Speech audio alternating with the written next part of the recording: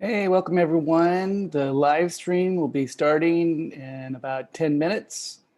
So get comfortable and we'll see you in about 10 minutes.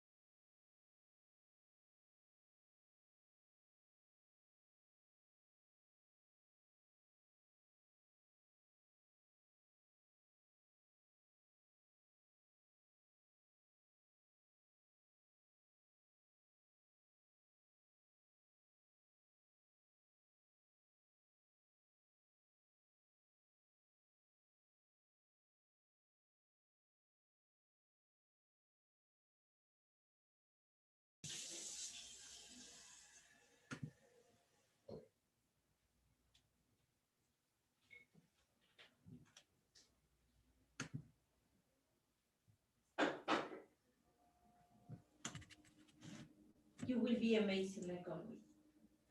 Well, I think we're on.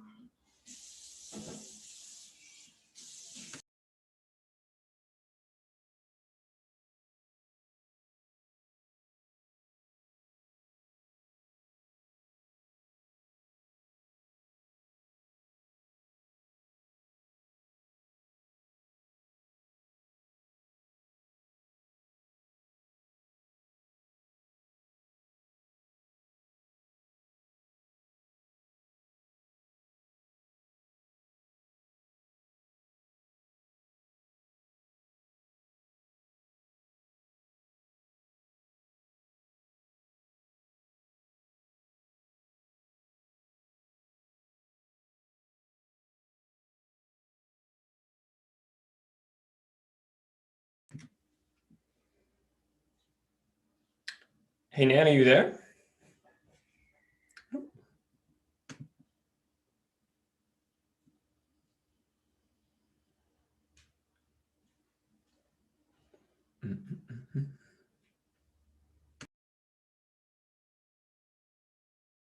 Hello there. Yes, just getting the final techie goodies ready. Hey, everybody.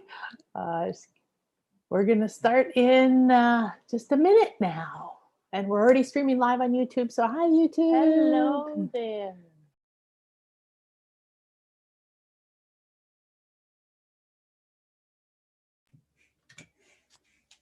Hey, Nan.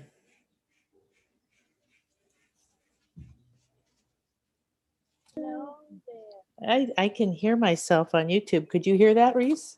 I could hear that. Yeah, let me get Chris to fix that. Say hi to Chris for me.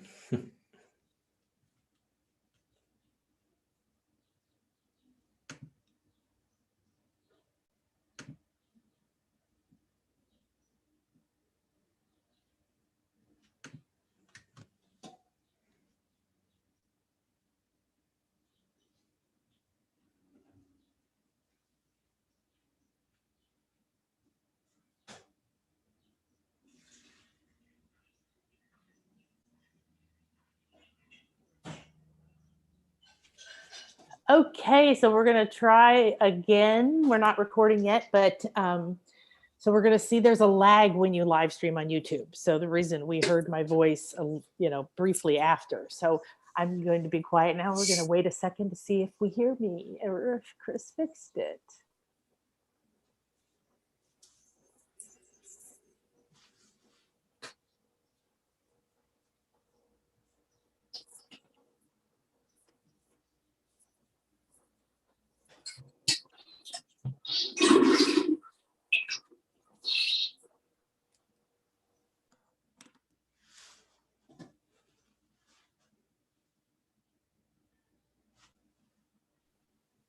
Nope, sounds good. Okay, yay. Let me see myself.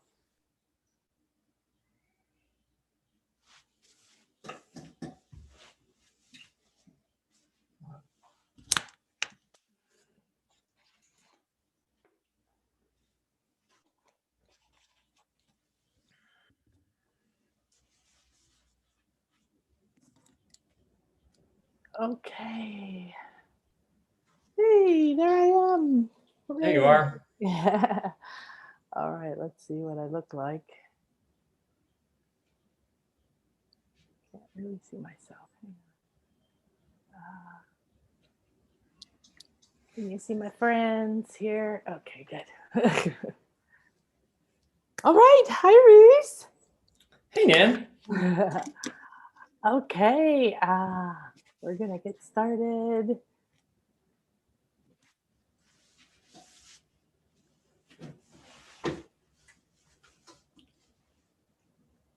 All right, Welcome everyone. Hey over there on YouTube. Hey everybody here in the Zoom room. And welcome everyone. Akasha here, Nan Akasha. And hang on, let me mute everybody. There we go. And welcome. This is our celebration call. This is our kickoff call. This is us entering and creating the first of this space that we're going to be playing in with together for a couple of weeks. So a couple of weeks, we're going to be having these conversations, processes, readings, interviews, awakenings, who knows what. It's going to be amazing. So one of my absolute favorite things is intuition. That's kind of the normal muggle word, in my opinion, to it, but really awakening to the multiple dimensions of reality.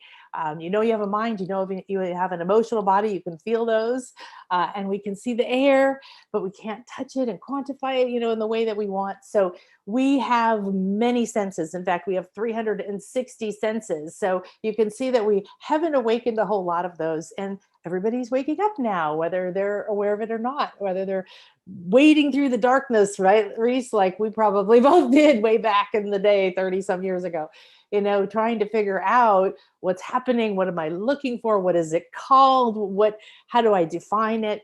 And I know that if you're here, you're either new or you've been doing this for a while and you want to take it to the next level. So I can see the smoke coming across the screen. So I'll share my, here we go.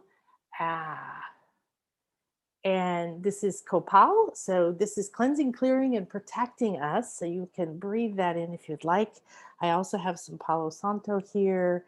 And so one of the things that I've discovered over the years of seeking to figure out who am I and why is this happening and how can I shift it or create more consciously, create my own reality. And this has to do with energy, right? And it has to do with recognizing energy and knowing that we're energy. So today we're having our kickoff call. I see Rhys is here and Donnie is here, Donna-Marie, and we're going to play for the next 2.5 hours together with you. And this is an intuitive awakening celebration. That means we're coming together. Like I said, we're creating a space. So energetically, I've created a temple of light. I call it the Infinity Healing Chamber. And I've been doing work for about an hour, cleansing, clearing, calling on different guides, because when your intuitive gifts wake up, you start realizing that everything's alive. Once upon a time, many, many years ago, I did a class called Everything Has a Voice. And it was really when I was waking up to the fact that everything, I started out as an animal communicator, and then just the world opens up for you, right? Because you start talking to crystals or trees, or, you know, you feel presences. And then it took me a long time, and we're going to discuss that with Donna-Marie. We're going to talk about how do your intuitive gifts awaken and why it's different for everyone and why it's difficult to define and to explain how it's going to happen. I've had clients who say, well, this is happening for me and I'm getting these feelings of a presence, or I have this vivid dream, or they have different things happening, but they're doubting it because, one, they don't know, they don't have anybody who said, one, this happens, two, that happens, stop at the red light, turn left, right? And we like that. We were taught to really be put our logical brain ahead of all else. And this is the time when we're awakening, whether we like it or not. The breakdown, the metamorphosis is happening. So we can lose that old facade, that old mask that says it has to make sense in a way that was the past or fear-based for the future. What we have to do is awaken to what's our truth, what's the authority within us. And when we get to do that, we can expand into a completely new way of being, because life becomes very rich and the present moment becomes very exciting, and you want to be more present and you want to have more time to just think, or to be open, to open up all your senses, you know, like a big disc in every direction and every dimension at the same time. And then you start to realize, wow, there's these worlds, there's these energies, there's these loving spirits that are here to help me. So your intuitive gifts are a part of you. You're intuitive now. And make sure you get my bonus call that I did. It's an audio, and you should have it on your delivery page. You will have it, I think it's in the shop if you just want to go to the shop. So all of these are going to be on Zoom so that we can interact with you. But we're streaming live on YouTube too. So instantly, the second that we're done with one of these, and we're going to do one every day for, I don't know, 14 days, maybe a little bit longer, you can immediately go to YouTube for the replay. If you want the replay on audio and video, and you want free gifts and all the other things, then go to nanakasha.com /Bliss Life Global Healing, and you can opt in there. We're going to send you reminders of the speakers, their gifts, and their offers and their websites. So if you want to find anybody, and you're going to find everything in one place for you. So first, I want to just share a little bit about our guests. So today we're going to play with Rhys. He's been on with me before. I've known Rhys for many years, and he has an amazing energy medicine school called the Rhys Thomas Institute, I believe. And Rhys is doing amazing things for us. He's doing amazing things for the energy medicine world. And he's got this inner gift that he fought for a long time. He tried to do the condition thing. I need to be a man. I need to do things this way. And he finally just let go and blossomed into who he was. So he's here to share some of his intuitive journey, and to do one of my favorite things is crystal bowl readings. So crystal bowls are energy, right? So when we feel it or we hear it, we're receiving information. So intuition is about communication. It's about how do you receive communication right now? How can you strengthen it, expand it, accelerate it, and how can you open to new ways of receiving information, right? So I thought this was the perfect thing. Again, not only that it's fun and everybody loves it, but that we get a chance to receive information. So then he'll ask you, and if you share what you saw or felt while he was playing the bowls, then he helps you. I call it a reading, but it'll help you to decipher what it means, like what it tells you about yourself, and based on like what chakra, what energy center, which location depends on a particular theme. So the fun thing about intuition is it's a lot of symbology. It's a lot of understanding and deciphering information based on what it is for you. And so these things are really helpful when you start to understand some of the ways that we receive information. And then the beautiful Donna-Marie is just an incredible intuitive light worker and medium. And she is so similar to me. You when we met last year, it was one of those things where I was like, I could talk to you forever. We could hang out and just, nonstop go down the rabbit hole of talking about spiritual things and energy things. And because we're working with people all the time, we get to see, like Rhys too, we get not just the honor of our own journey to see how are we opening to our intuitive gifts, and how do old patterns fall away, and how do we expand our gifts, or how do we teach this, right? Or how do we guide other people through the processes that are happening for them, waking to their purpose, awakening to their passion, awakening to their restrictions, their limits, and their blocks, and teaching all of us, right? We're here to help you awaken your gifts by discovering who you are. Like Rhys wrote a book called Life Purpose Profiles. And it's a fascinating system where you get to figure out more about yourself, and that will help you understand how do you receive information. So Donnie was on our last series in the fall, and I would love for you to check that out too. It's here on the YouTube. There's a whole playlist of those. But we also have the dolphins, and working with ascended masters and healing masters and angelic realms and the archangels and goddesses and all of this stuff. This is my favorite thing to do. So earlier this year, I was so excited. We did the Goddess Sanctuary, and now we're getting ready to start Angels of Abundance, which is an experiential class, I guess you call it, but each one we're meeting a prosperity angel, and we're meeting our personalized angels, okay? Wealth and finance angel, joy and happiness angels, healing with the angels. All of these kinds of things are going to be happening when we let a few more people in. Whoops, sorry. There's Lou's coming tomorrow.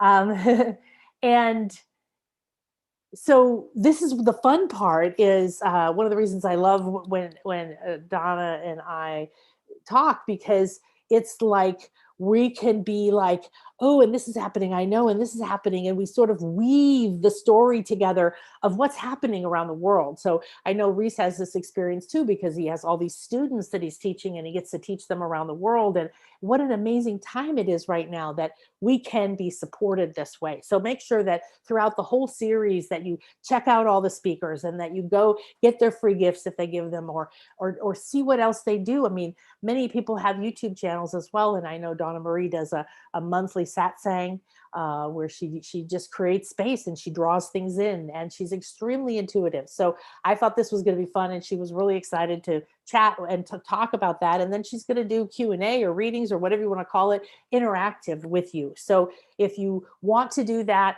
please be in the chat, say hi, say where you're from, ask questions. And when we get to the part with Donna-Marie, we'll let you know, hey, if you want to talk or you want to ask a question.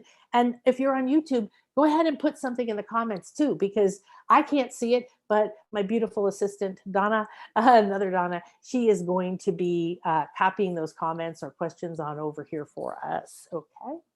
All right. So let's go and I fix my screen. Okay. So we're going to start now, and I'm going to guide you through an intuitive awakening process. I don't know what it's going to be because that's how it works for me. Everybody does their work differently, and it develops over time. It develops over time as you learn, as you break down, as you have your own experiences that lead you to be desired to learn more, right? So for me, I was a work hard Midwestern girl who was programmed, told, if you're a good person, you work really hard and you suffer a lot. And you will be going along through the process of life just by marching on, just by working hard and working harder. And the harder you were working, then you might win some approval. And so since we're mostly programmed on this planet to seek that love and approval, we've all had a journey getting to this point, right? And we were intuitive when we were born, we're intuitive now, even when we're shut down and we're denying it, or we're afraid of it and we suppress it, which I see in a lot of clients, and we get to unlock it and start to let it bloom again, right? Feed it, to stop starving it in a dark cupboard. But now we have a connection. And so what we want to do is have ways to open to our intuitive gifts and to acknowledge that we have blocks. It doesn't serve to try to be perfect, right? To be like, oh no, I already know that, because everything that I do, I know is for anyone. You could be brand new and not know what I'm talking about half the time, or you could be like, I've been doing this for 60 years, you youngster, you. And either one is fine, because every experience that's available to us will take each of us from where we are to our next level. Okay. So your intuitive gifts are something that are already there. They're not something you have to achieve and work hard for, like many of us were told. You don't have to be rich, thin, married to the rock star of the universe. You don't have to have the biggest house. You don't have to have a snazzy car. You don't have to have never failed. You don't have to have anything that you may have been told was how you rated your value. Right? Are you good enough? So the fun thing about energy work and the fun thing about intuitive work is that you get to, we call it the feminine. We've been very in the masculine. This isn't man versus woman. This is energy, right? So we have to have duality to have reality. You can't have something like this or something like this without two forces that blend and push against each other to create the platform for this turquoise to be here. So we have been out of balance on the planet, and the breakdown of the government and of the structure of culture and how we interact and the pandemic and everything else that's happening right now is all part of the metamorphosis. We have to melt to the old ways of thinking and being.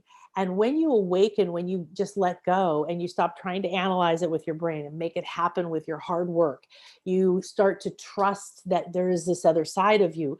Because we, even those of us who've been really living much more in our feminine, there's still a lot of it that I've resisted. I mean, over 15 years ago, I remember asking guidance, and I was getting very clear guidance and visions and everything by that point. You know, what is the best possible advice for me at this time? It's one of my favorite questions. Best possible advice for me at this time. Or nowadays I would say, what is optimal for me at this time? What is optimal for my highest good? And I kept hearing, I don't remember exactly the phrase, but it was get into your feminine, or tune into your feminine side more, or something.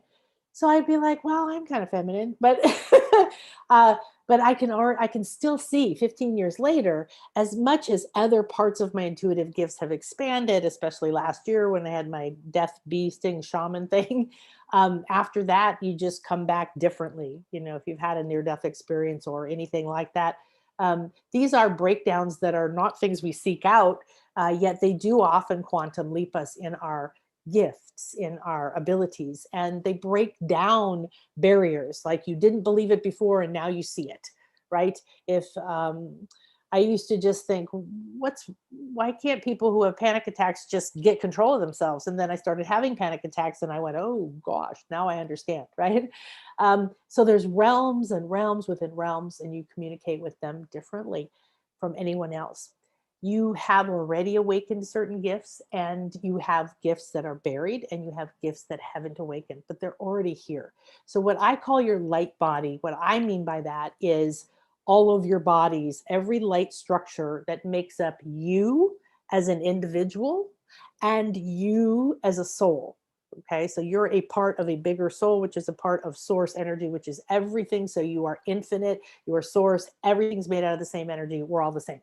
So we can communicate. It's a vibration thing. It's a frequency thing. So if I keep calling the wrong phone number on my cell phone, I'm never going to get a hold of Rhys, right? However, if I finally get the right frequency, we connect and we communicate clearly.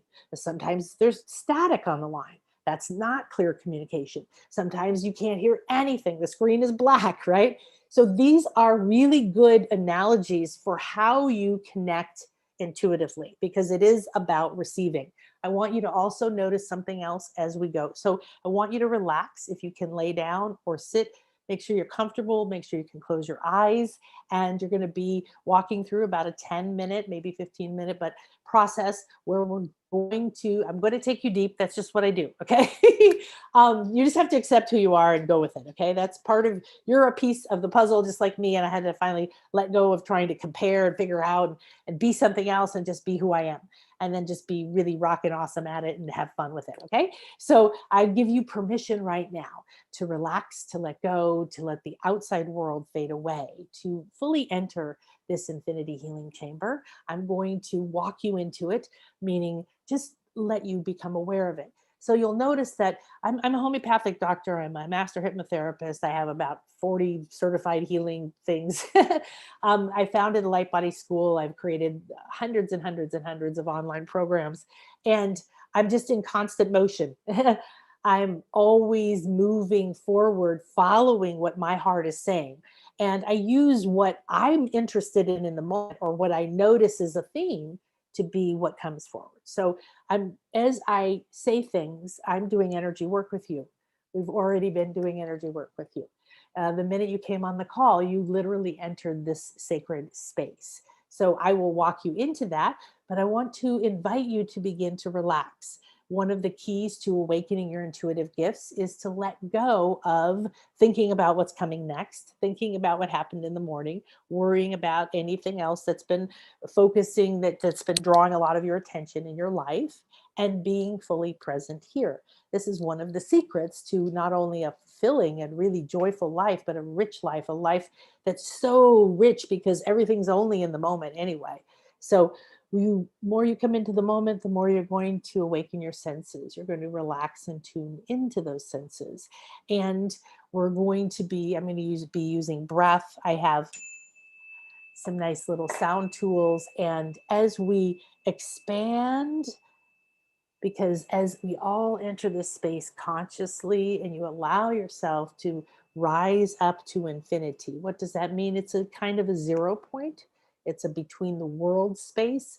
Energetically, that means that there's less pressure, there's less heaviness. You can expand your mind. You can think clearly. You're more connected to the infinite field.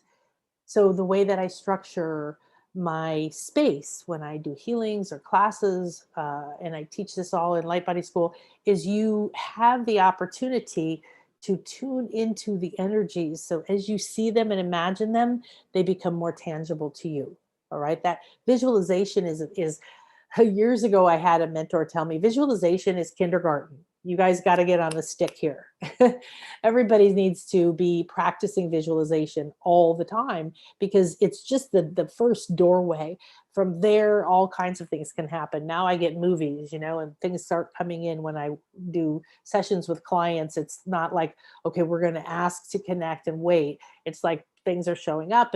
But that's just because I have raised my vibration, learned to clear my light body, and these different steps. So in Demystifying Intuition, in the audio, I talk about the different steps that you go through in order to prepare yourself to be a clear and open channel, to raise your vibration. Because when you raise your vibration, it means you go up the scale. You go up to acceptance, you go up to love, you go up to peace, you go up to these higher states of consciousness. There's serenity and reverence and oneness there.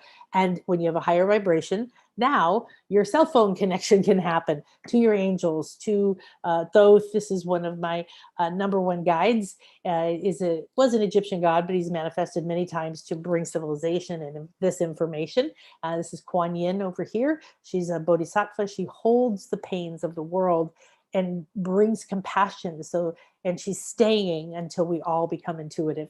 Thank you, sweetie. And we have citrine, rose quartz, jasper, turquoise. We have this amazing ancient nautilus. Look at that, with crystals that were formed into it. I don't know if you can see that. And Fibonacci spiral. Whoops. And I have a new shell here.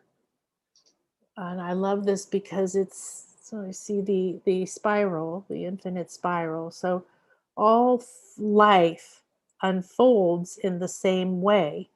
We have these patterns. So your light body is made of these patterns. And when we cleanse and clear them, we connect. So we have a third eye here. We have a crown here. These are just the names of the energy centers that are more commonly known. And these, of course, have receptors. Pituitary, pineal, and other glands in your brain create the all-seeing eye. And our throat chakra is actually a communication center. This is where you receive your creative expression. You receive divine wisdom. I'm not just talking about me speaking out loud. It's like a communication center where information's coming and going all the time. So when you clear this, and this is often a difficult space for people to speak up without fear, because we were beheaded and we were strangled and we were gagged and we were threatened and we were disowned and we were all these different things. And there's literally energetically, this is what I see in people. We have to repair the throat chakra, connect the above into the heart, into the body, so we can manifest into the world, but intuitively. So from your highest good, not from your ego or from fear or from desperation. All right. So you can go ahead and relax. And welcome if you've just come on. And we're getting ready. We're going to be doing an intuitive awakening process now. So I'm going to guide you through a process. So get somewhere, relax, turn off the notifications on your phone and your computer. Be fully present here. We're just going to have a blast today.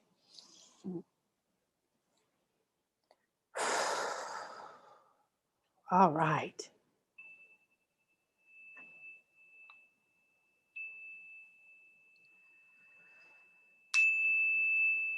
All right, I want you to take a deep breath in through your nose and bring it in very slowly and watch it. Use your mind, use your senses. How does it feel? What does it look like? Does it have a color? Watch it go up across your forehead and your brain, and watch it bring oxygen like a life force to all the parts of that inner eye, pituitary, pineal, and then let it go slowly out of your mouth. Like a waterfall, that breath is going to start to move down through your body, cleansing and clearing cells, muscles, all the way through. And you're going to relax relax deeply into the moment. And you're going to let go and release any energies that no longer serve your highest good. And out your feet. And I'm going to just give your foot chakra a little blast. There's a bright pink blast of energy I put through everyone's foot chakra. Give it permission now. This is a drain. This is important to keep open because it lets go of the energies that no longer serve you. So take another slow, deep breath in through your nose. And this time, allow it, watch it. It may change color. It may seem like liquid. It may be pearlescent. It has qualities to it. Open your senses and let it go through the brain, out the crown, and up, up, up. And it meets your soul star where your higher self lives and goes through there. Let it go and feel it like a waterfall. Your higher self, this is an energy center above your head called the soul star, is filling this breath with energy that's just for you, and it's pouring down over you through your mind and your aura, through your emotional body. Relax deeper into the moment.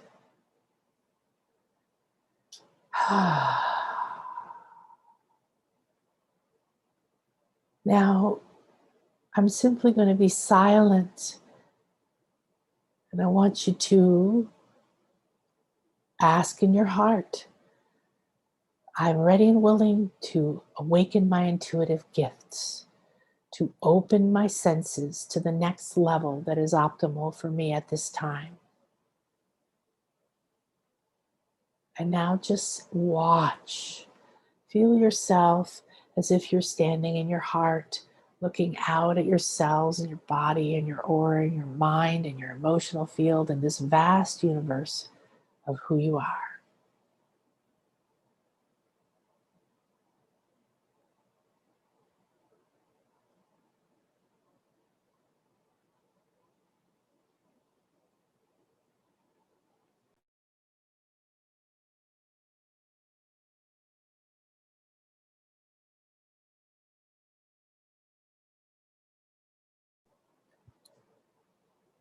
And what are you sensing is happening? Because you've raised the vibration, you've cleansed, you've given commands to yourself, and believe it or not, you are the creator of your reality. So when you say, be here now, I want you to say that in your heart. Be here now. That goes out like a message, like an email to all the parts of you, telling them this is what you want. Now I want you to feel energies coming back towards you. Imagine that they were like fishing rods that are reeling back energies that you're sending to the past or to people or to places or fears or pains or anything, because you've asked all of you to be here now.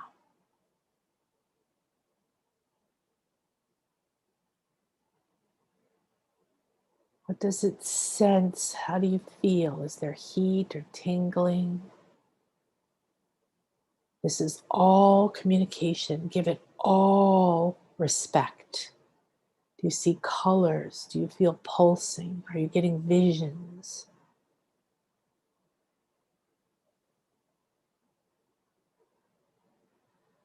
I have a very vivid vision going on right now. There's like a crown floating around my head. It's purple with white glowing light around it.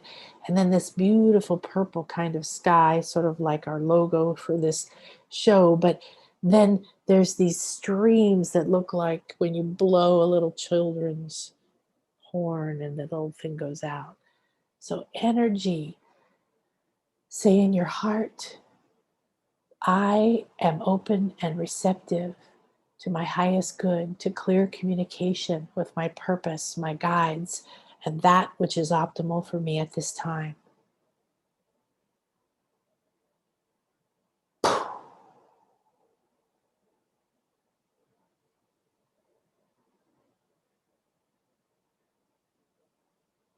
Feel yourself relaxing deeper and deeper. Shoulders letting go, arms and hands. You feel your hips, your legs, everything sinking deeper into the moment,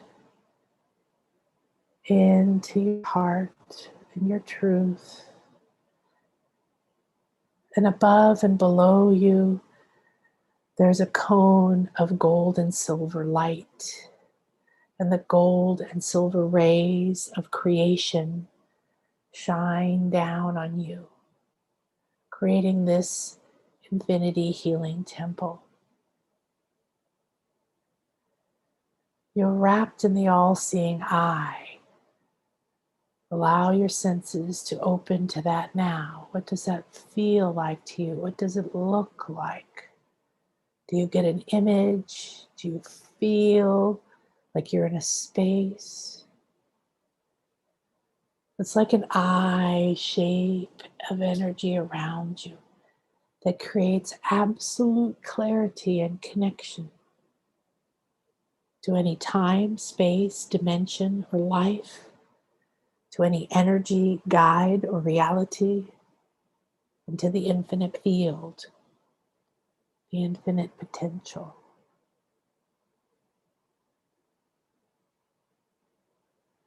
And I want you to take another deep breath in, this time through your heart.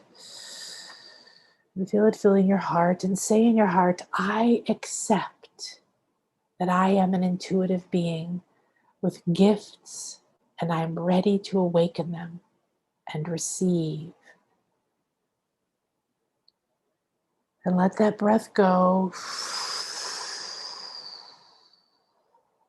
And feel your intention, your declaration, and the breath merging together.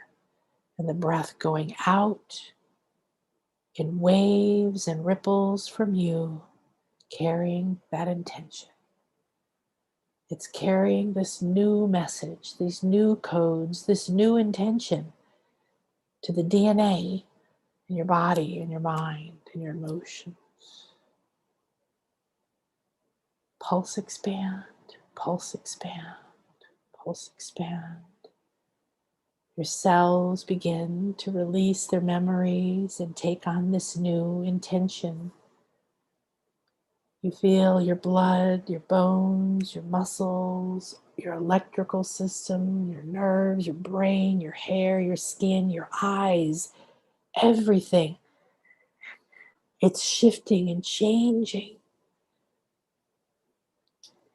And now, as you relax into this infinity healing chamber, you expand your awareness. So feel your attention moving out from you through your aura. That's the electromagnetic field just outside of your skin. And depending who you are, 5, 10 inches. Feel it moving through there.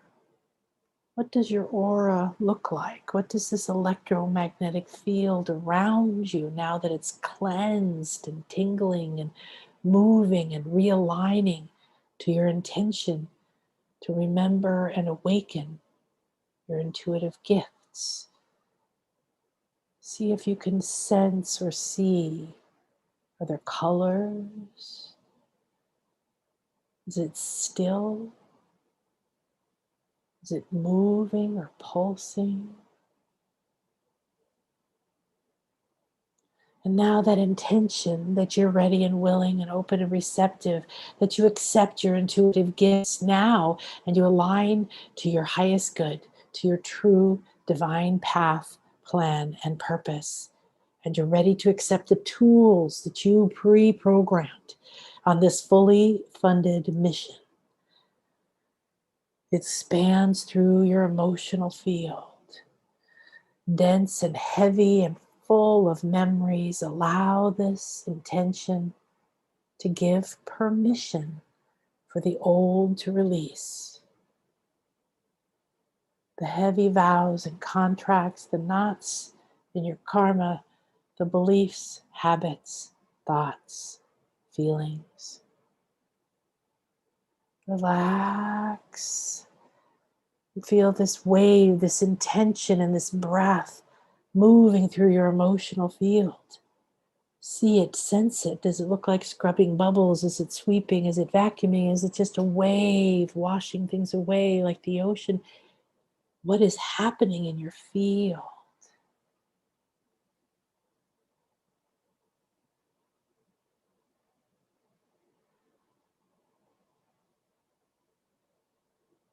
You continue to expand your awareness now. Intentionally move your focus beyond your emotional body into your mental body, into your mind. A vast network, an enormous energy field filled with fears and beliefs, filled with hopes and dreams. And now this message, this energy, this breath moves through it.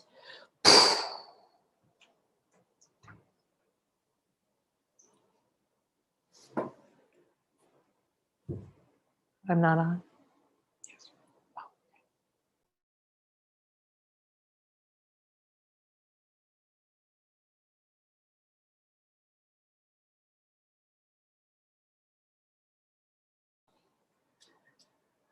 And it expands all the way out. And you feel your senses awakening, opening, coming into the moment.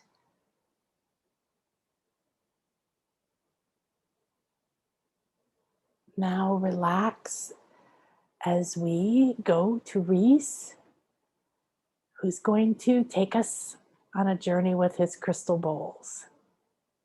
Let me see here. It's not letting me see everybody. There you are. Okay, Rhys, you ready to go?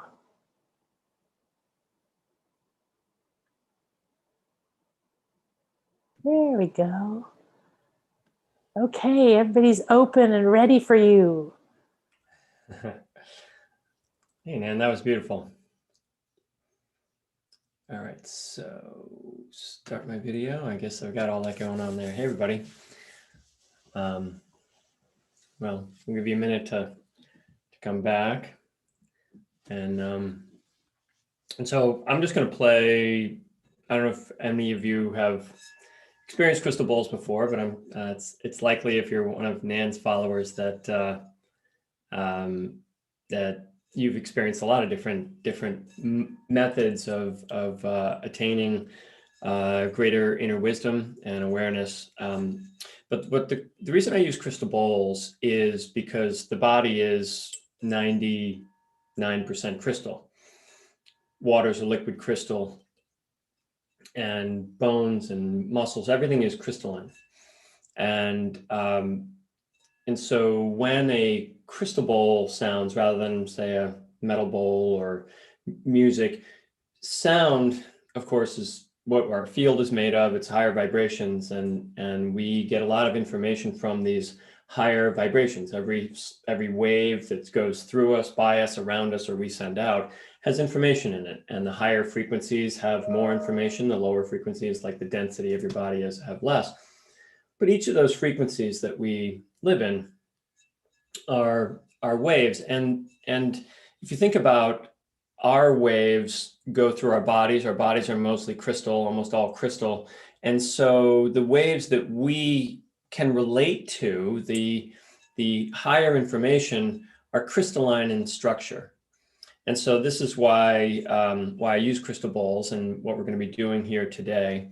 And I just wanted to, Nan had mentioned something in her introduction that I think is really important for you as we're going to be doing I'll be playing some bowls. You're going to be getting some experiences, and then I'm going to help you understand. I'll do a soul reading that will help you link that to what's going on in your life and understand that all your energy field does 24 hours a day is tell you exactly what your life purpose is. And Nan had mentioned that I wrote the book, Discover Your Purpose. And the idea for me was just like, well, I have to write the book, Discover Your Purpose, because that's the only thing you're here to do on the planet, is to discover your purpose and to have a sense of purpose and a feeling of purpose, and your sense and your purpose is something that you feel. It's not something you think. So I know I have a very similar growing up story, as many of us do, to trying to be who I was supposed to be in the world, and and be a hard worker and all that craziness. And as Nan had talked about in her world as well. And that person knew exactly who he was. At 20 years old, I knew I was going to be a black belt in the martial arts. I knew I was going to be a successful entrepreneur.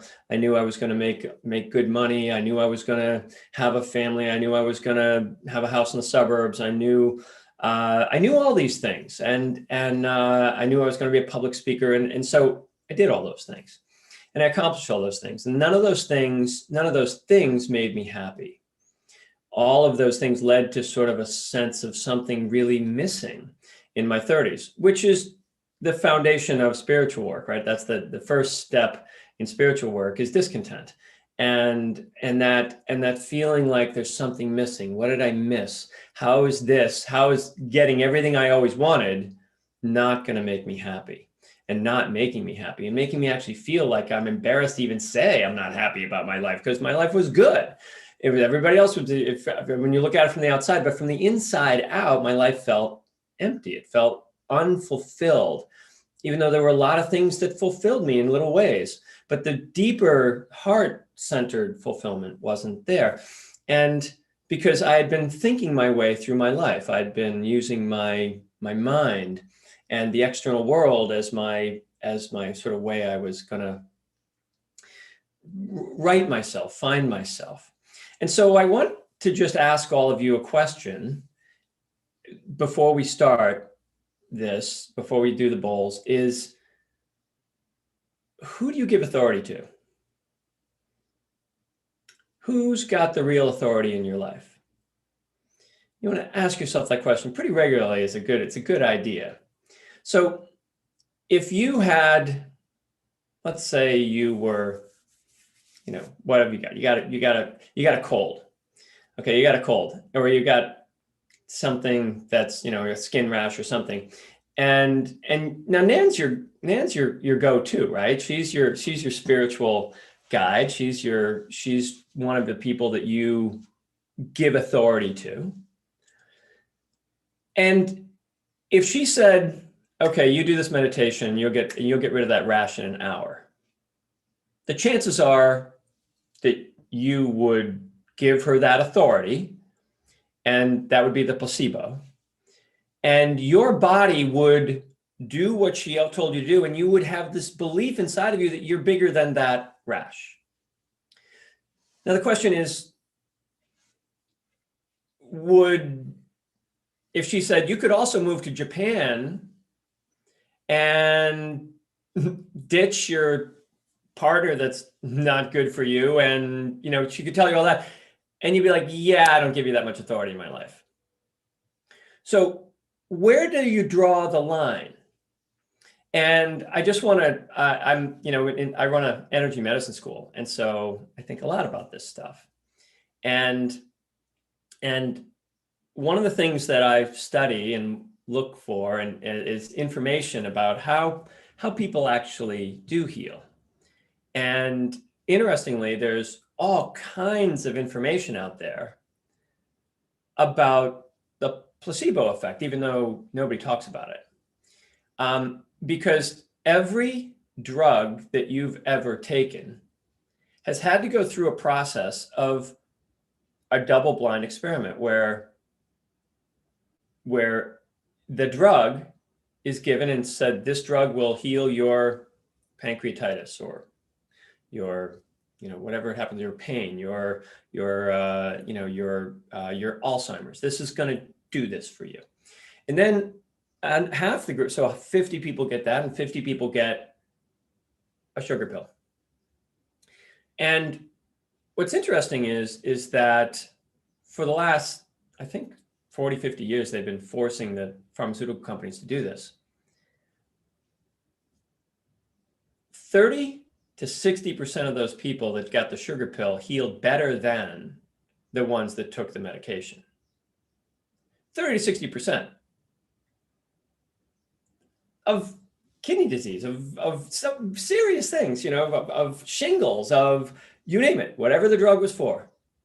And interestingly, as time goes on, fewer and fewer drugs are getting to the market because we're actually getting better. When we are told we can heal ourselves, we do it now. So with that in mind, when a doctor tells you that this pill is going to make you better and you go, yes, and this is just your average Joe on the street. We're not talking about people that have done spiritual work and are meditators. And we're talking about just your average person that signs up for a drug test or a drug, you know, whatever that is, you know, research. And those people are healing at 30 to 60%. And they're also finding that when they do faux surgeries, like knee surgeries, you know, meniscus tears, shoulder things, they do a fake surgery. They put a little slit, they do this and make it, the person comes back and more than half the group are completely healed of what they were going in for surgery for, because their body assumes that's what's the new level. And so I want you to think about that as the 4-minute mile. And of course, now the government, which makes them do these double experiments, these you know, these isolation experiments, and the pharmaceutical companies all know that, and they've studied all the illnesses, right? So all the illnesses out there, if we were told, if our government told us, or, you know, pharmaceutical companies were to say, well, by the way, 60% of you are going to heal your own cancer, heal your own diabetes, heal your own this, just by knowing you can. We would have so many people just believe that because they believe the government, right? That's one of the authorities. You know, or the medicine or the doctors that said, by the way, you don't really need to come and see me as often as you do because you have this healing capacity within you. But that's not the story, is it? The story is you're sick, you better go see a doctor. You've got this thing. There's only one, there's 100% of the time you have to go see a doctor for this thing, rather than let's just try healing it yourself first. Then that 30, say, or, you know, 40 to 40% of the things that you might get, those things you go see the doctor for. The problem would be that we'd have, you know, 2 pharmaceutical companies left over after this is all done, and lots of doctors would have all kinds of time to play golf. So, but what I'm asking you is, that's the ultimate authority. What we're talking about here, what Nan's talking about here, we're not talking about talking to Jesus or, you know, having Archangel Michael come down and put your hand on you. You know, I've got my my Ankh right here. You know, I'm a big Thoth fan too, and you know, and I totally believe that the ancient civilizations actually didn't play these silly games of making their people, you know, unconscious to their power. They were really empowering people. And so what I'm all about is not giving you some technique that you're gonna, even though I teach tons of technique at my school, I have a 3-year training in energy medicine, and you'll learn every technique, you'll learn every healing modality, but I don't have one healing modality that's like, oh, that's the right thing. It's like tapping's gonna get you there, or, you know, Reiki, that's the thing. It's like, they're all just a piece of the puzzle. You're the puzzle. And you have to have a lot of things in your backpack. I call it your backpack, that you've got all of your trainings. And one of them is the ability to use sound, especially crystal sound, to access a truth within you that your brain, your thinking mind, can't access because it's given too much authority to thinking. It's given too much authority to the process of, well, this and if this and this and this are true, then that has to be true. But your energy body doesn't have that system of limitation. So we're going to tap that right now. And so I'm going to play 3 bowls. And each one of those bowls are going to access one of 3 of the most powerful energy fields within you. So I liken it to, we have, let's just say 3 bands. There's actually 4 bands, but let's say there's 3 bands of radio frequency that we can tap into. The body and the mind, which we spend almost 90% of our time in, is AM radio. Okay. Crack, crack, crack, crack. It's never, it's nothing to it. It's like, God, you can never get that. It's always like in between stations. It's always staticky, right? It's like, that's AM radio. That's where we're trying to heal ourselves from AM radio. The next level is really a big leap up from that would be the FM, right? That was cool back in the 70s, man. We got stereo. And now stereo has got better sound. You're getting better information. It's quieter. It gives you all of that. So that's our second channel that we do. And so the first one's your body and your mind. That's very staticky because that's all the world that's on top of you. And the second one is FM, where that's sort of like you're getting this music. It's all of a sudden music became something that was like cool to listen to. It's like, wow, that was great. And we had that piping in all the time. Well, that guidance is what we're after today, which is the knowing, the purpose within you. Sort of like there's I get this information, I get this guidance at that level. And then we'll just skip right to the highest level, which would be the pineal gland, which is actually operates at the same frequency that cell phones do. That crystal in your head is very similar to the crystals that they're using in cell phones. I think that this is why they're so pushing 5G, because it's gonna mess with our pineal glands. And but that incredibly high frequency is a soul frequency. That's the knowing. That's the field within what you're in, and that information is direct and knowing. And so I'm going to play 1 bowl at each of these levels, because you got to get through the body and the mind to get to the other levels. You have to understand that you had to have AM radio before FM could even be possible. You had to have FM radio before shortwave or cell phones could be possible. It just was an evolution. We have to evolve the same way. Most people are living, 90% of the people are living in body and mind. We got to move through. So just as a background for what we're doing here. And so I'm going to start. So all you're going to do is you're just going to close your eyes. It takes no time at all to do this. As soon as you feel something, that's all you're after. Okay. So I'm just going to play the bowls here. And if you've never heard a crystal ball here before, this is what I'll show you how it works. I tap it and I play it. Okay.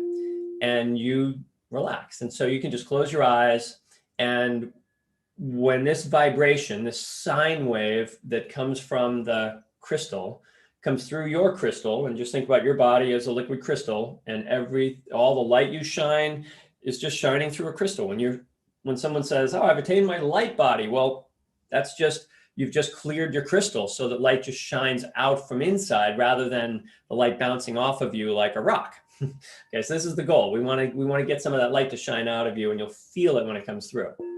Okay, so here we go. So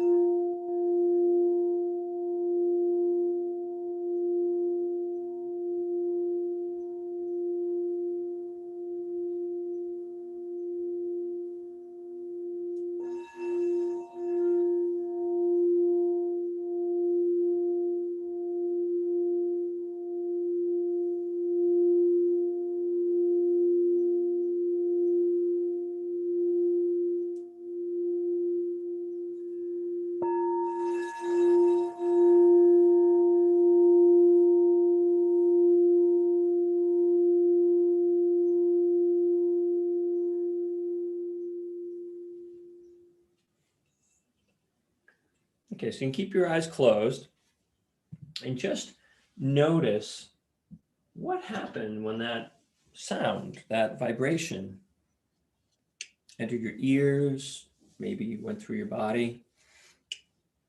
And just make a note in your head as to what that was, that first bowl.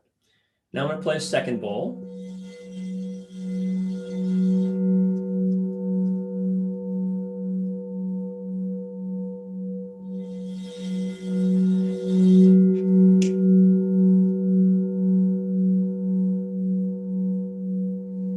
And breathe into this one, feel it, sense it. You might have vision, you might just have a subtle feeling somewhere in your body. Just notice whatever's coming up.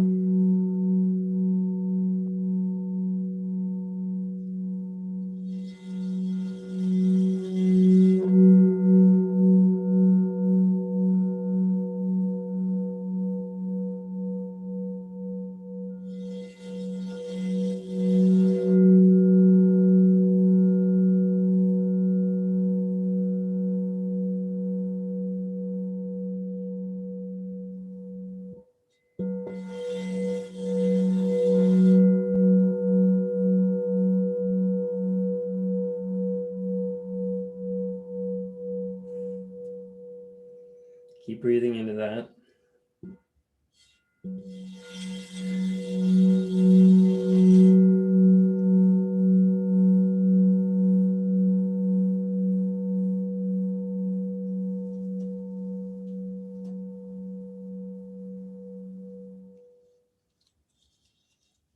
And take a deep breath into that. Keep your eyes closed. And just notice how there was a difference between those two. There was a different experience. Just breathe into that and just notice, how does that feeling, that sensation you got, how does that keep moving in your body? Are you aware that that sound, that vibration has always been in there somewhere, doing things, communicating to you? And now I'm going to play the third bowl.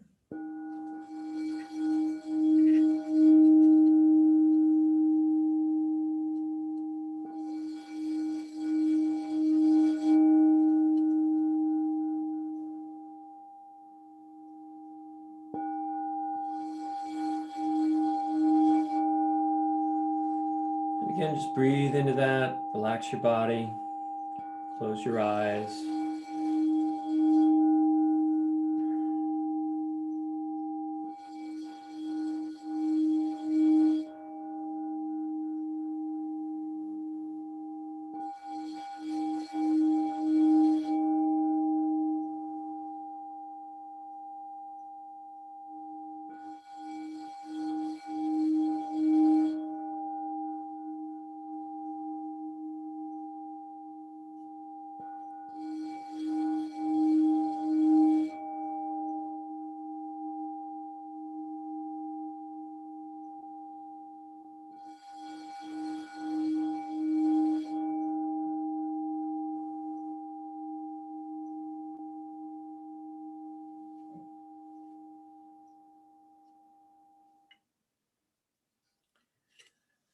And then again, take a deep breath and now notice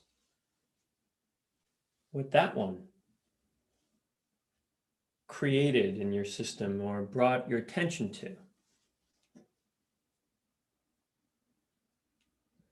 And so then think about the first one. What did the first one do? What did the second one do?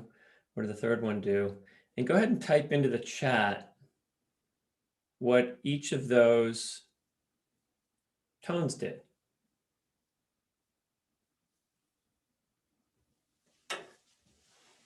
And then I'll do.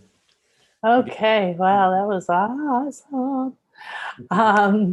Okay, Tamara said, I felt joy and goosebumps all over. Thank you. Apurva said, I felt connected to the sky, ground, and earth, and myself. Cheryl said, more and more relaxed. Does anybody have a specific reaction to one particular bowl? Yeah, try like bowl number one, I felt here. Yeah. Bowl number two, I felt here. Part of intuition is like Nan said, knowing what aisle of the grocery store you're in. And so, so the first one, I felt more, my heart. The second one, I felt more in my head. The third, fourth one. So just being aware of that, those are important. That's important information. If your energy field is guiding you 24 hours a day, it does not speak English. Yeah. How sensitive are you to the way it talks? And so whatever you felt was actually your life purpose saying that way. Okay. Even though your brain's looking over here, it's like, no, it's over here. So it was bringing your attention away from what the brain's job is to protect you. That's it. Your energy body's job is to draw you to what's important in your life and the people and the situations. The first one I felt in the sacral area, like it was like it reminded me of an ice cream sandwich. It was like these long bands of brown and then like a white mist and then like a reddish color. And it just kept expanding. Like it just felt very expansive. I felt it from my belly button down through my hips. Nice. The second one through my right here, my between my eyes, around my eyes. My ears were pulsing a lot. And then I started seeing Thai Buddhas, like a Thai Buddha head that kept turning, not like it was alive. It looked like a statue head, but it was like it was facing me. And then it was the side and they kept showing me the ears. And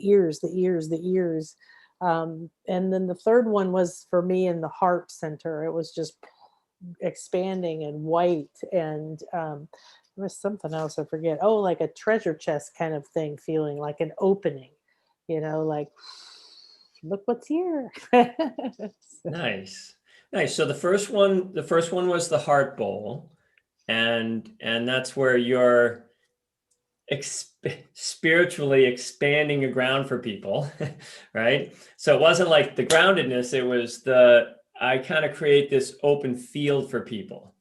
And then the second one represents, so we literally have I use the metaphor of the radio stations, but you literally, you have body and chakras. That's where all your problems are, folks. You're really not going to heal yourself through your body and your chakras. You're going to access greater information through them because they're constantly talking to you. Your body's constantly saying, ouch, or I want that, or I want this. And then your chakras are constantly saying, ouch, or I want that, or I want this. But they really can't fulfill their own needs without sort of knowing why. And so then that life purpose line, and by the way, the Ankh I forgot if I can show it here. Here we go. The Ankh, that all of the mystical, every picture you'll see of a mystical being, they're carrying some sort of a staff, and that staff represents this vertical current of light of energy in the center of your being. The top of the staff, that's the pineal gland. So we've got this vertical in the middle of us. We have this vertical gravitational field. And at the top of it sits the pineal gland, which is the downloading frequency from the universe. And so that, when I learned it, I was 25 years in martial arts, thinking I wanted to be a martial arts master. And what I realized was that the martial artists trained that line without really knowing why. They just know that when they've trained that line, that vertical line within them, that gravity, and they widen that gravity, they're much harder to knock down. They're much harder to lose their concentration.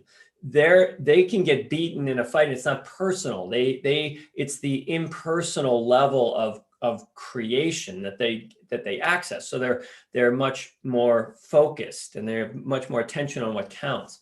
And so that's the second level. And then the last level is literally just this, the Christ body, the light body that everybody has. So just a pure light. And so the first one represented all your chakras and body stuff. And so Nan's grounded in a very oceany way, right? So out there.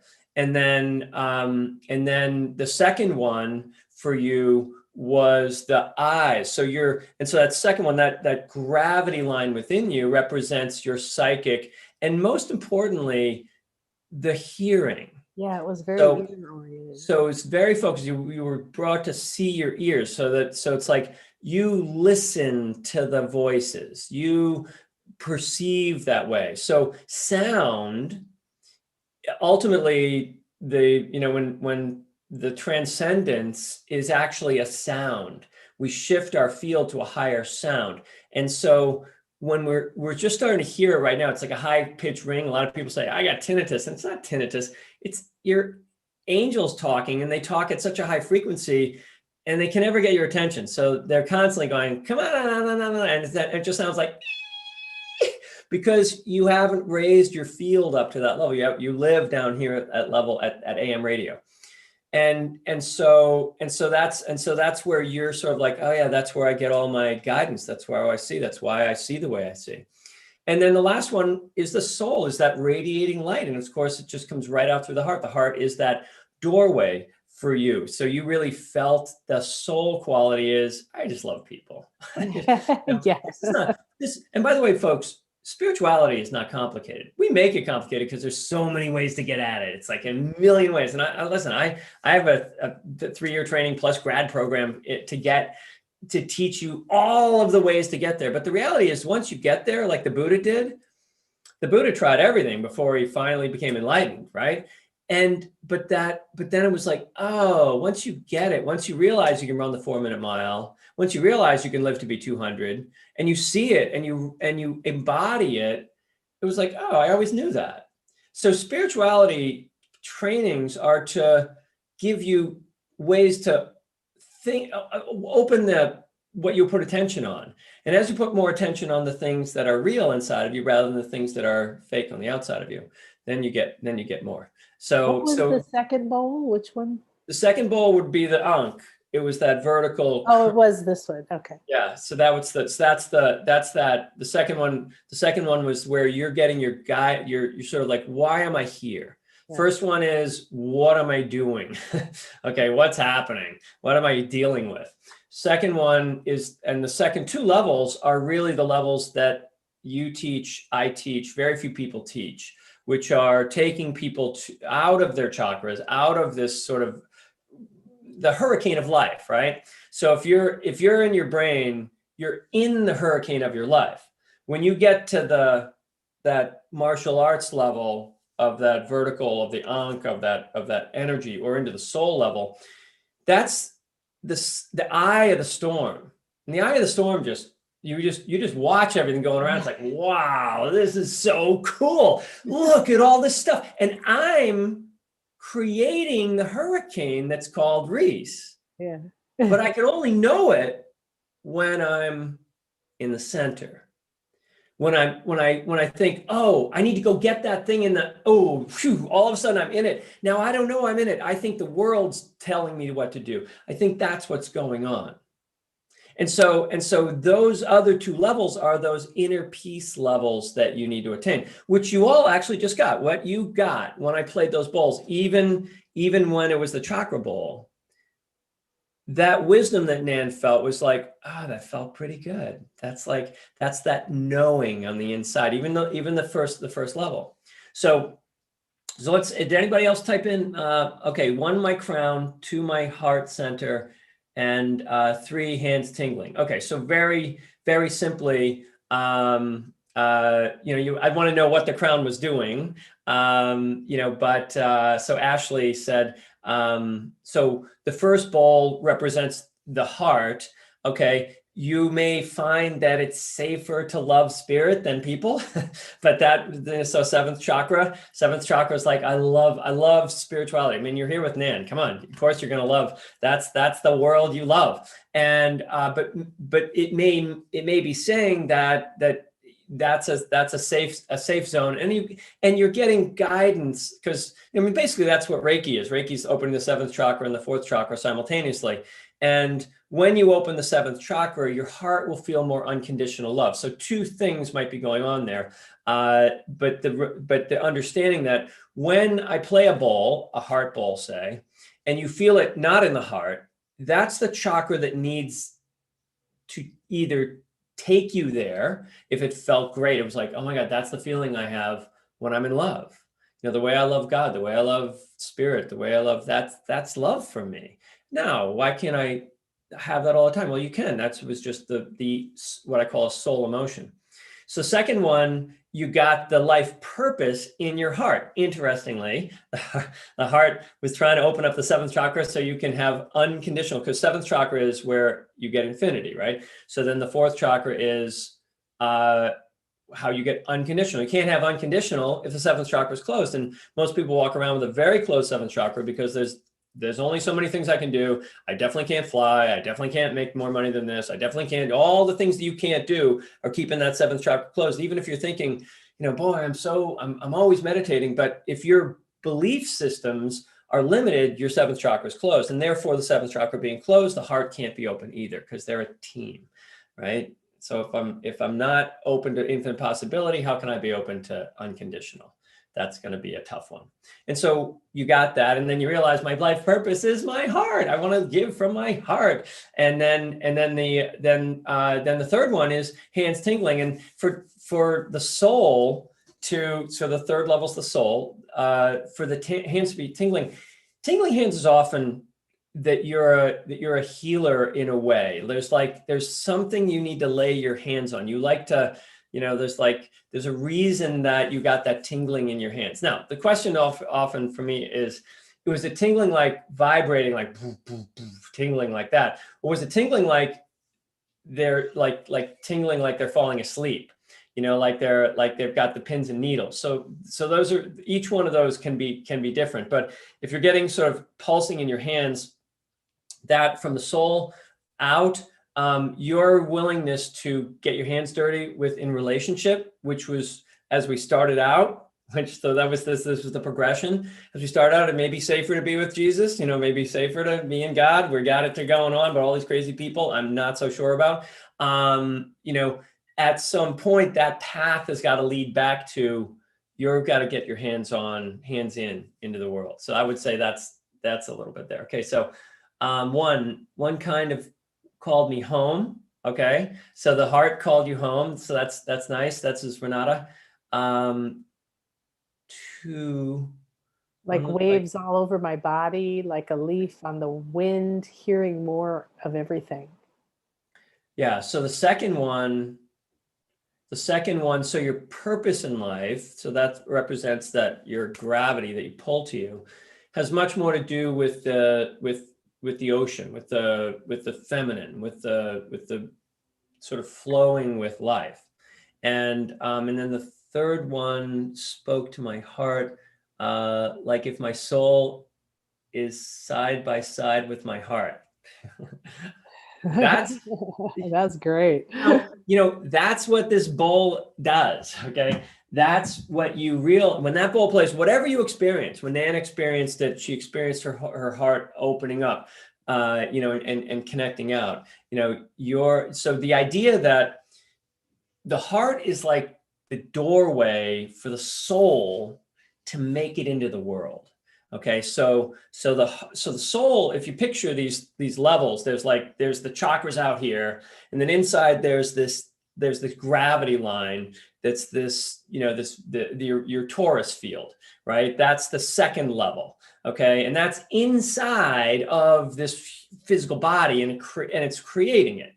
The physical body is just the last stop in the chain of vibration, and then deeper in at a deeper level is actually the entire universe. It's the soul quality. It's the soul consciousness, and that soul is your soul. We always think, oh, I've got this little soul, it's a little shiny thing. It's like your soul is probably as big as the biggest star in the universe, right? Or bigger. It's like, it may be bigger than our whole universe. You get outside of this universe and you see your soul, it's like, oh my God, that's the oversoul. So that soul needs a way to get into this universe. And one way it has done it is through the heart of humans, of men, of women. And so when you had that experience that they sit next to each other, they do. And it's how open your heart is to love that allows the soul to come through. And it's not just loving others, it's loving yourself and allowing others to love you.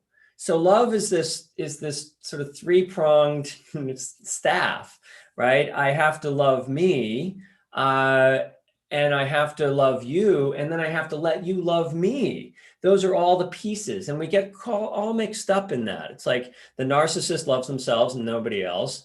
The giver only gives but never receives, and then the taker only takes and never gives. And so the heart, to be whole, has to have all of those balances, and the soul sits right behind it and says, oh yeah, you can let them give to you and say thank you this time, rather than no, I'm good, I'm fine, don't worry about me, I totally have it, I'm good. Right? Oh, nice. All right. Here's one from Dana on YouTube. She said the first one was clearing and centering. The second one centered and lightened her solar plexus to her heart. Okay. So And the third was the heart through the crown, all the way through to the crown. Heart through the crown. Nice. So the first one was more centered and enlightening, right? That was the first Clearing, one? yeah. Clearing. So and centering. So nice. And so keep in mind, so this is, we can use this from lots of different angles. This is direct guidance from your soul. Just remember, when a crystal ball plays, everything you feel is direct guidance from your soul. You may not understand it now. You may not understand it for a year, but it's a direct voice as to how you're here to live your life. So you may be having relationship stuff going on right now that your heart has no problem understanding. Your brain can't figure it out at all. And so opening that heart and letting your heart think, and let your heart be the consciousness that makes the decision rather than your brain, that will give you much greater clarity in your life, because our lives are just a composite of relationships, right? It's not like, unless you live under a rock, your life or your relationships and how you deal with people. And so getting clarity in that. So coming into the heart, very, very important. So that was huge. And that feeling that you got is a feeling that should permeate your relationships, should permeate your life. We talked about Nan with the sort of like that, she sort of opens that, she grounds a place for all the people in her life. As she's down in Mexico, none of you are down there with her. She's opening this portal for all of you to feel like, oh, there's a ground in spirituality. I don't have to lose myself in spirituality. I can actually find a ground here. So she felt that in her heart. That's one of the greatest loves that she has, and one of the greatest loves that she gives. And when she honors that within herself, it also serves these higher purposes within her. And so that first one was that alignment. The second one was Nan. The second one, which would be the deeper. Oh, for me was around the eyes. Not for you. For Dana, yep. She said centered and lightened her solar plexus to her heart. Okay, and so the here we go. I'll lift my shirt up a little bit here. Perfect. So from the solar plexus to the heart, which is actually here to here, that is where you are of service.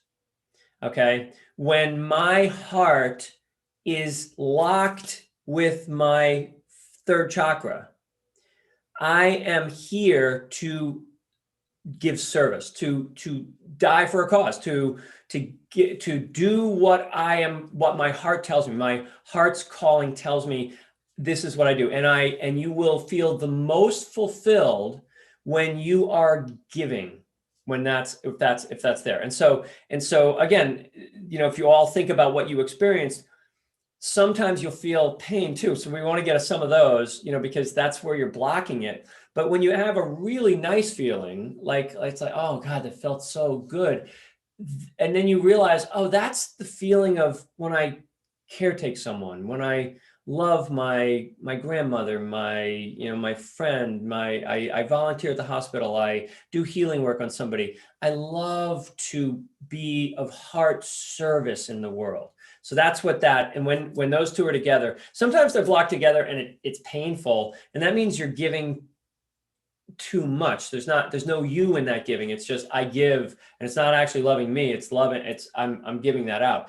But when you love yourself and realize that what I am is giving, those two are a team for those that are here to provide service to others in a loving way. And then the last piece. Heart all the way through the crown.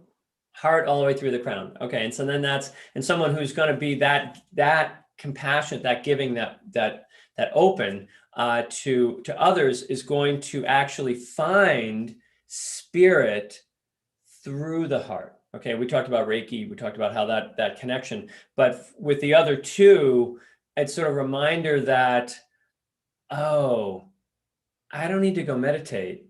I got to go tell the person I love them. I need to get a hug.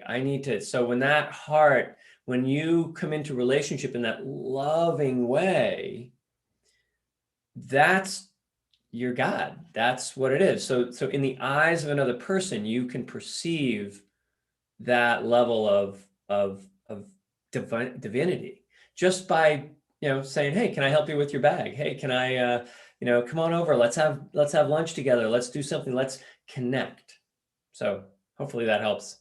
And nice. So Renata, the one you did just before this, she said Yep. that you were just amazing. Wow, spot on. Thank you. Oh, you're so welcome. There's Vicky gave us some nice details. She said the first one she felt in her head and face, positively tingling sensation. Nice. Okay, so that's the heart, or that's the heart ball. That's the chakras, and so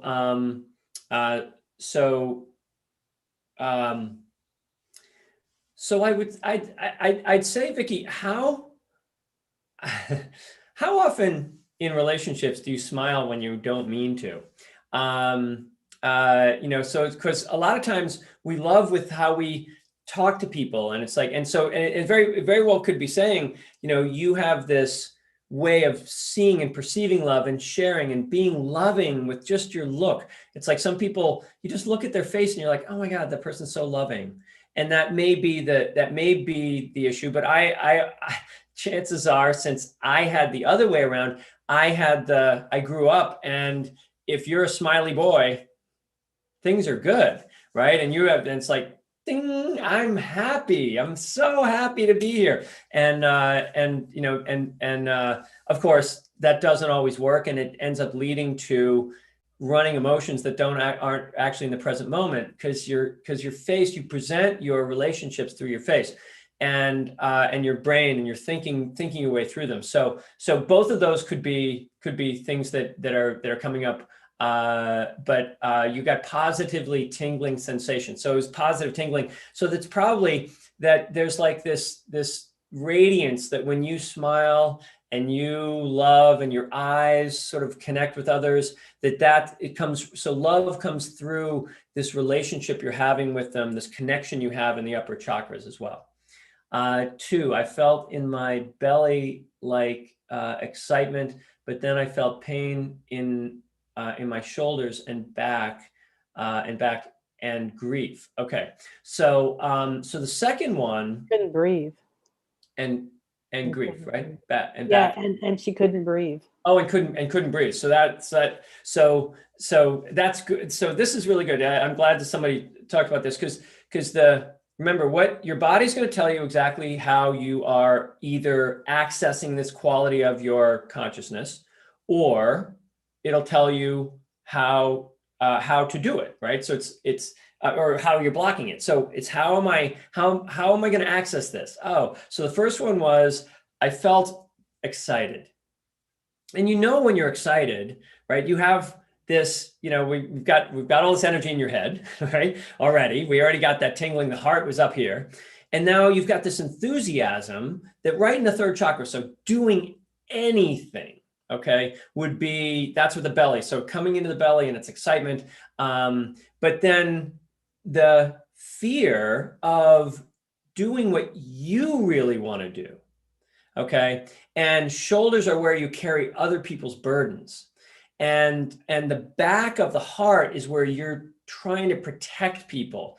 And that sometimes you can feel the pain in the back of that, because you don't feel like you can protect the people in your life or yourself. And that's where you're trying so hard to do that. And then not being able to breathe is that how often when you were a child, how often in your life have you stood out and said, here I am. It's me. I'm so inept. And there's like excitement. It's like, let's do it. And someone said, shut up, sit down, not happening.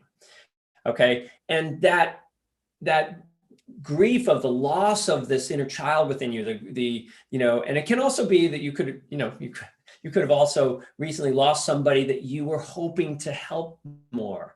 That's that back of the third chakra is where it's called your worldview, where you are, you really see the world as safe or not for yourself, for your family, for your friends, all that stuff through the heart. And then the not being able to breathe is that sense like a child has, which is just like, I won't show that anymore. Thank you. Like Nan was talking about, that I was talking about, after a while, we just give up on who we actually were. And we try to be what everybody wants us to be. The world for women and the world for men, it's already all set. You don't get a big say in that. And to do that, you got to hold your breath and just dive in to something that's not even your pool. So, and then the third one, I felt in my throat and chest, and I couldn't breathe. Okay, so the soul quality again. So this is, you're in the right place, right? Nan's gonna work with you for the next 10 days. You said, Nan, that's this thing goes on, and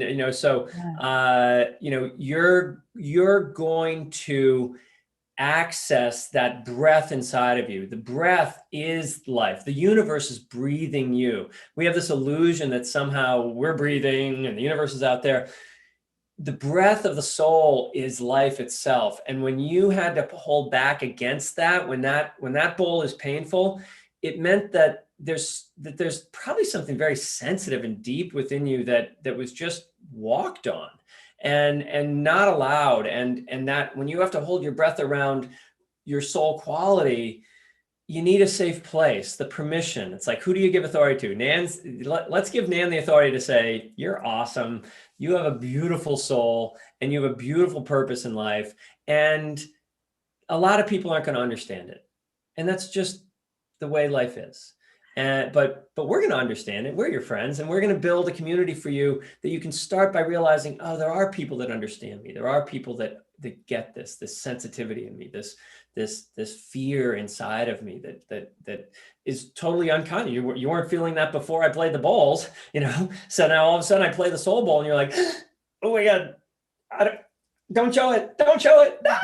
But then the enthusiasm, right, was the first one. The heart said, here's the healing to this deeper soul problem you have, this deeper fear of being who you truly are. She said, I think also that the third one, she then also felt clear in her head and a sense of focus and determination, even though she was, feeling that breath. Nice. And so that's that. And so just, I would say that the easy takeaway from that is when you're enthusiastic, you don't have time to have pain and grief and that stuff. Enthusiasm heals everything. That what you felt in your third chakra, and the third chakra means you have to take action on it. You can't just sit there and say, I'm enthusiastic.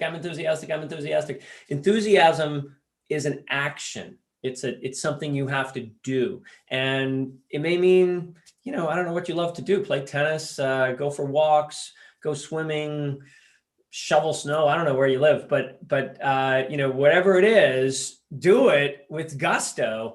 And you'll notice every time you do that as a spiritual training, all of these other spiritual things, you're like, oh my God, my soul must be wounded. I must have wounds in this thing. I must have these traumas, or they don't exist, because that feeling you had in that enthusiasm in the third chakra, that's it. And so if you've been hiding more and more, don't. Get out there, let everybody see, I like this. That's how crazy I am. I'm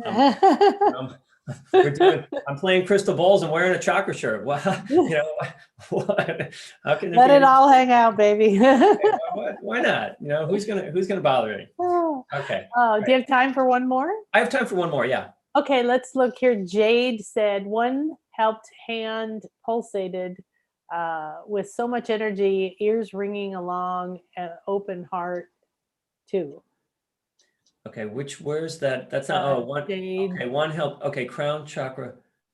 So Jade had something up above too. All right, so one helped hand pulsated with so much energy. And ears ringing. and opened her heart. Along open heart 2. Okay, so let me get this straight. This was a little cryptic there, Jade. So pulsating in your hands with ringing in your ears and the heart opening up. Okay, so so that's just what happens when you get guidance, right? So your heart, the guidance your heart gives you. So this is, remember, that first bowl represents the chakras, and your chakras are there. It's not just like you have to go up to your soul to get information. You got to get, that's the alignment. That's the unbendable part of you. Your life purpose line never changes. It's like, go ahead and build it, build another arm, right? That line is unbendable, non-negotiable. Those are your contracts. Your soul has one quality, one personality, one thing. And for every lifetime, it's always had the same character. Okay. So, but you're here in the chakras, we're different every lifetime. And so that heart chakra itself is actually the central chakra. That's actually down here, the green one. It's the central chakra of all 7 chakras. And you want to think about your chakras as just basically naughty children, right? They want what they want when they want it, and they don't really like each other. The upper ones are thinking the lower ones are too, basic, and the lower ones are thinking you're always in your head. What's the matter with you? You're always trying to get out of here and think everybody's fine. But down here in the first chakra, we know everybody's a jerk and we're going to have to defend ourselves. And so they're always talking like that. But the heart sits in the middle and goes, oh, children, come here, you little smudgies. I am going to make it good for you. And that's what the heart's doing. Now, you can train the heart to actually like the wounds and honor the wounds in your chakras, or you can train the heart to be this power within you, which you just felt, which was like that guidance that your heart gives you. And they say that there's a thing called heart math. Some of you may have heard of it or not. They talk about how, I don't know how they're getting this research, but they're saying that more information travels from the heart to the brain than from the brain to the heart. And so when your heart, when your brain isn't actually saying, shut up, I got this, when it's actually open and that voice comes up and you hear it in your ears, it's going to really, want you to grab a hold of life. That's the healer again. That's that energy in your hands, that pulsating energy in your hands. That's where you connect into the world and create. And you may be a very creative person too. A lot of energy in your hands doesn't necessarily just mean healing. You may heal through sculpting, through whatever you do, writing, everything your hands can do is what comes radiating out through your healing. So that was the first bowl. That was pretty awesome. Second bowl, open the back of your head and crown, and third eye with heart filling up with areas with golden light, and the third felt heart expand. Oh, third bowl. Don't get there yet. Yeah, okay. Don't go. So yeah, the second one opened like, the back of her head and her crown and her Yep. third eye, and her Yep. heart was filling up those areas with gold light. Nice. Okay, so your life purpose. So again, the heart was the one. So you've got all this spiritual wisdom that was going, your head, back of your head just fell off, right? Just like, boom, no problem. My life purpose is just to have this wide open up here. But again, as long as it came from the heart, then it became golden. Like our whole purpose in life is to become gold, the golden light, radiating light, where we have it within us. We just have this meat shell around it, which blocks it. But inside of us is this radiating light, and it's going to come for you through that love, through loving, through that. And even the spiritual world needs your heart to ground it. And then the third bowl, felt heart expand with alignment in body, and felt joy, peace, and grounded. Okay. So again, back to the heart. So the soul was like, okay, so it's like my heart even expands more. So the soul comes right through, like we talked about before. That soul comes through here, and your safety is when you're in love, when you're holding that love, and if you could feel that peace and groundedness, and I hope for each one of you, on one of the bowls, you felt a sense of something settled. You know, it doesn't matter which bowl it was, but there's something that's settled. Oftentimes you overlook that because it's not as fancy as the light and the this, and my head falling off and all that stuff. But just that sense of peace and groundedness, that's and getting it like that out of the blue, which you probably weren't feeling that before I played that bowl. That's a place where you then meditate on. I call it a soul emotion, and you get it not from the way you think. You know, masters aren't thinking their feelings. Their feelings create thoughts. Experts have thoughts that create feelings, and so they know exactly how their life is going to go. An expert is no longer growing. An expert is stuck. Okay, a master is constantly feeling and realizing, oh my God, I've never seen this twice, including the person they have lived with for 60 years. It's like, oh my God, who are you? This is amazing. So each moment is brand new to the master. And so that heart space for you, and the alignment in body, and felt that peace, that's sort of like, oh, my body comes into peace that way.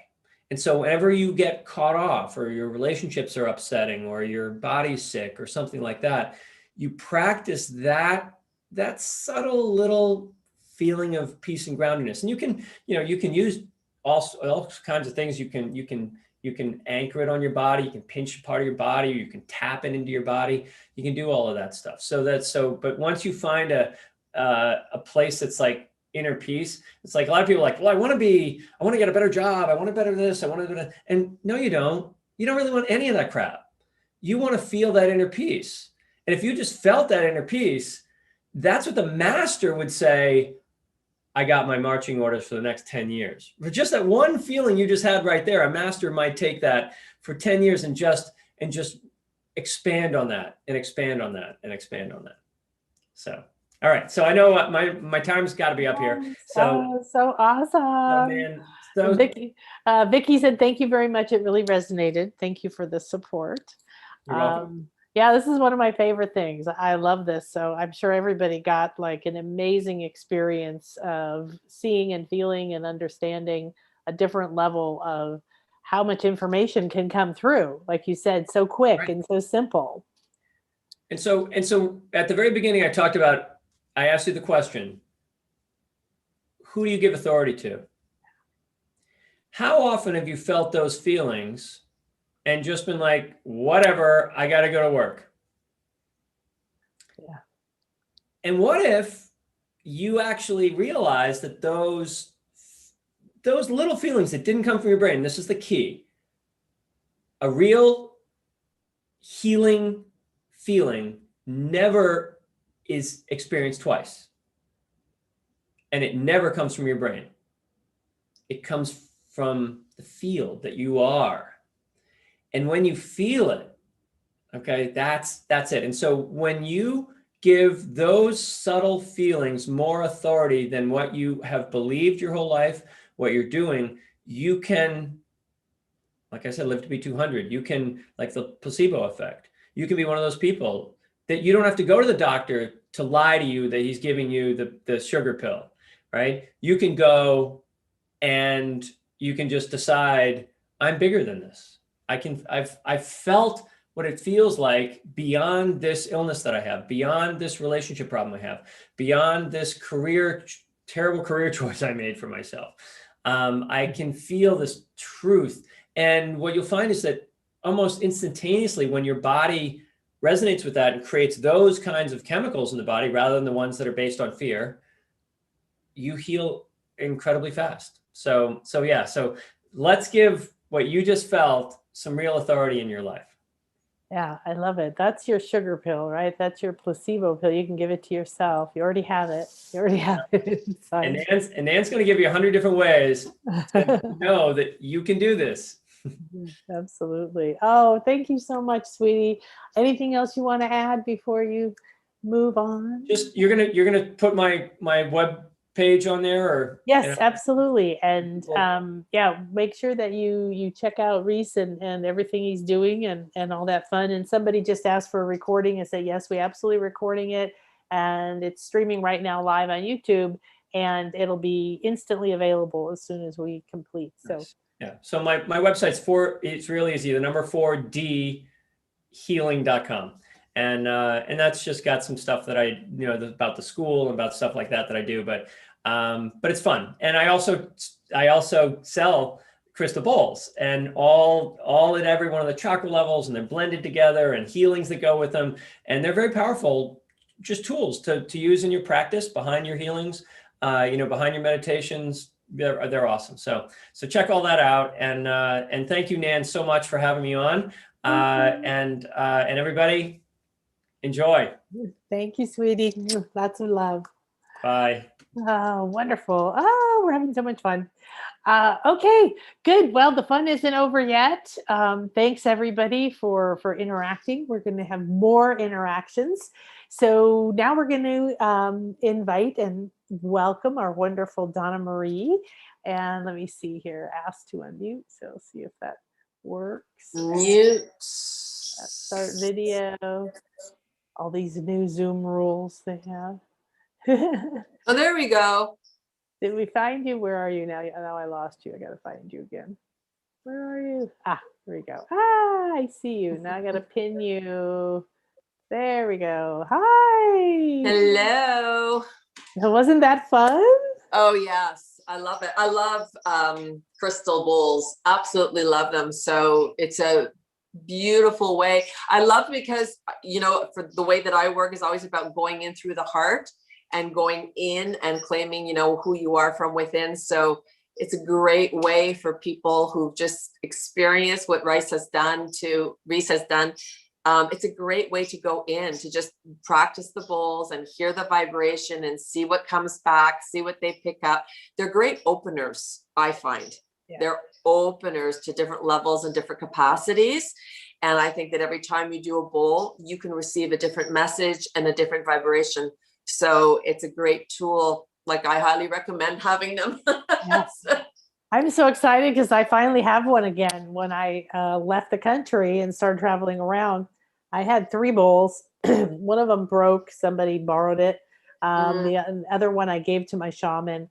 And I don't know. I can't even remember if my 3rd one is in my storage, but I haven't had them. And I can't find them here where I live in the Yucatan. So I recently found this adorable little man who has a teeny tiny little crystal store and all kinds of magical things. And I asked him, where do you get this? I haven't been able to find this. He goes, well, I go to Mexico City once a month. And whatever you want, you tell me what you want and I'll look for it. And so he just brought me back a crystal bowl. So I have my first. Oh, that's so nice. Yeah, they are magical. They really are. Yeah. So, all right, fantastic. Well, thanks everybody for being so interactive. And I think people were getting a lot out of that. I agree. Going back, I was taking a lot of notes. Every time Rhys does this, I love, he always gives the little interpretation and I'm like, ooh, but you're going to definitely want to watch the replay so you can check that out. And so now, because we're on Awaken Your Intuitive Gifts, and that's what we're going to be doing for the next couple of weeks is live every day. We're going to be looking and talking at all these different ways that you can open up. And a lot of the conversation so far, right, has been about this isn't a brain thing. This isn't a hard work thing, right? This isn't trying and achieving and creating this. Now, I did actually go at my spirituality that way because when my life fell apart and my business closed and when I was 29, I was like, what else is out there? So I was reading and looking, and doing a lot. And reading 5 books at once and, all that kind of thing. And that's okay if you're in that, if that's in the flow. But so tell us a little bit about how you awakened. And, we were chatting the other day about how the important thing right now, I think, is that everybody understands wherever you are on newbie to experienced, we're all awakening to a new level. Right? New things are happening, new things are opening up, and it happens different for everybody.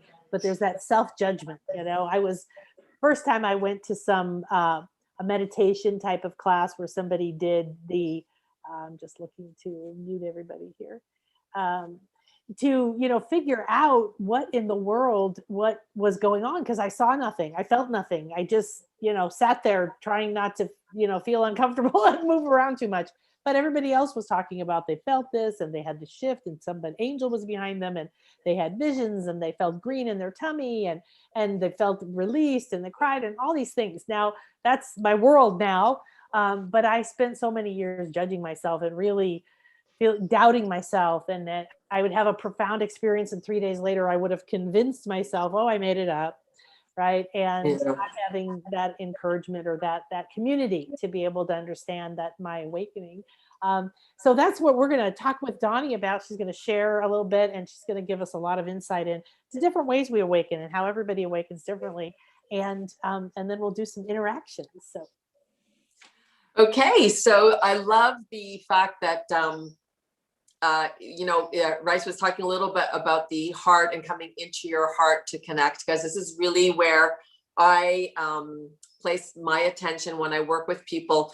And it's just for the fact that, you know, when people are saying looking for my purpose or looking for my calling, and I don't really refer to it as that. I just call it, you know, you return to all that you are. You are returning to your soul's essence. You're reigniting the blueprint of your soul. And so what does that mean? It means that all that you have lived, expressed, and experienced in different timelines, different lifetimes, these energy gifts are held in your soul's blueprint, and they stay dormant until it is time for you to reactivate them. Now, you may come in and reactivate them intentionally. They may be activated naturally, but everybody does have dormant gifts that can be and are meant to be used in this lifetime for whatever they're meant to facilitate for you. So what is the expression of your soul's journey in this lifetime? What are you here to live, express, and experience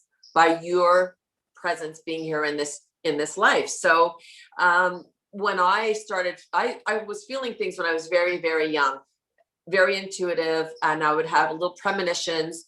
I could feel things, I could hear things. I always had like, what do you call those? I called it my imaginary friend, but I realized now it was not imaginary. Yeah, they thought I just lived in that world. Yeah, she's always talking to her imaginary friends. And I'm like, no, they're talking to me. And she's like, you know, so I just thought it was normal until I started engaging with others and realizing people weren't having the same experience as me. And I learned very quickly to kind of readapt myself to what was expected of me and not really be how I felt. So I turned it off quite quickly. And it was in my 20s that I started getting into meditation. And then it was just a normal being brought back to what felt comfortable for me and aligning and connecting. But it was when I had my daughter, it was the birth of my daughter, that literally a floodgate of all these different abilities that I do came out all at once. And it was too much. And thank God I had a mentor at the time who was explaining all these different things that were happening to me, because I thought I was losing my mind. I mean, it felt like it. You know, I was having people coming and talking to me and asking for help, and, you know, can you send me over here and call them? And I was like, whoa, what the hell is going on? Started to see, you know, spirits. So I was live and, you know, walking through my house, and I'm like, hello. So it was too much too soon. And I learned that we can move aside what we don't want to do and just zone in on what we'd like to work on and then move from there. So the fact that I was a new mom for the first time, I really wanted to focus on being a mother. And this was all very interesting, but I was like, I'm not ready for this. And then, you know, my mentor said to me, well, there's two things that you're being called on to do now. So you need to refine these two. And then as you move along, should you wish to open up the other doors, you can. So it wasn't really until later in life, when my daughter was in her teens, that I started stepping back into my spirituality. Kind of came in as default. I took a course in tapping, and I was naturally very good at it. And in my second certification, the teacher had told me, she says, you should really consider doing this. You have a very good ability. And I kind of just went, yeah, it's, you know, a fun thing to have, but I left it kind of at that. And what happened was when I would tap, spirit would come in and work right through me. And they started doing incredible healing through me. And I was watching what was happening. And within an hour, you're watching somebody completely transform and change. And I was like, holy shit, like this is something. So I'm thinking I should do this a little more. And a long story short, it became like that. And the more I was working with spirit, I kind of dropped the tapping, not because it doesn't work, it works very well, but I didn't need to. Spirit, you know, it's like, as you do, it is done. The more I was doing my practice, the more refined my abilities became, the more different abilities were shown to me, and then they were governing me on how to use them.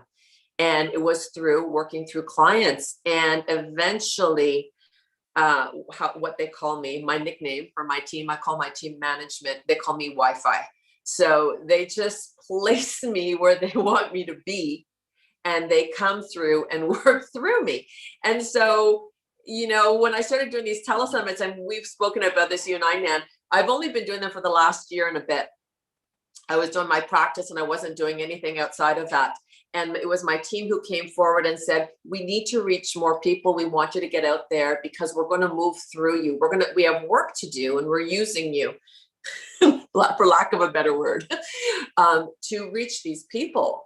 And so I was like, okay, fine. And as soon as I opened that door, I literally had one after the other being invited on to do these summits. And what was happening when I go into my alignment, just as you did your grounding today for everybody, getting everybody into a place to receive, I do that prior to every time I work with a client. I do a meditation for my alignment, then I do one for theirs, and then I do a combined. And I connect with my light team, I call in their light team, and I ask for the governance of whatever this person is meant to receive, that the information come forward for their highest good.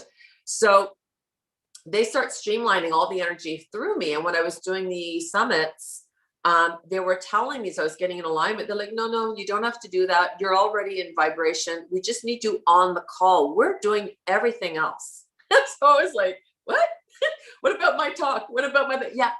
No, it's nice. It's good. It'll be helpful, but we have it from here. So, you know, it was a humbling experience, right? So they were telling me after I do these summits, what they had done, the clearings that took place.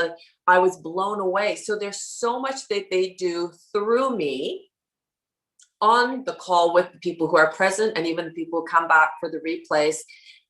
I never know the extent of which their energy work is done, but I've had people write me back months later saying, this, I listened to the replay, this is what happened, this is what happened. And I'm like, oh my God. And it wasn't what I was doing. You know, I was doing something else. So they're amazing on what they do through me.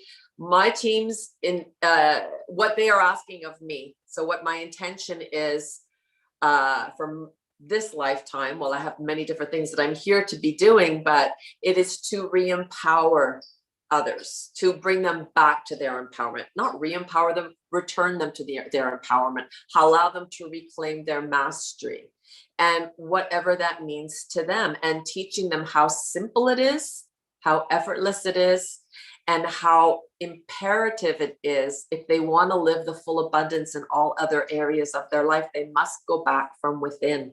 You're not going to receive from the outside in, it's from the inside out. So I show people how to come back. And then once they're in their alignment, then it's everything will unfold for them. As you know, their gifts will start to come forward. Their abilities, as they expand, will expand with them. As they move into higher vibration, they're now in a higher vibration to receive more of vibrational gifts. So it's not like you're here with one gift or one way of doing things. It's very multidimensional, and it's really dependent on your expansion. So how often you step into this energy, how often you use it, and how you allow it to guide you. So as Rhys was saying, you know, it's like stepping out of the head and into the heart, because you can't get there through your head. It has to be through the heart. You know, it's a heart-centered situation. That's why there's so much frustration, right? Is because everything we've been taught, conditioning wise in cultures, is, this do it, plan it, make it happen, work hard, work harder, so on and so forth. And there's this sense, like Rhys said, that there's something missing. I really don't feel, I think most people are exhausted, they're overwhelmed. They've, depending on where you are in your life arc, but many people have been through all these things wondering what in the world, what am I really meant to do? Is this all there is?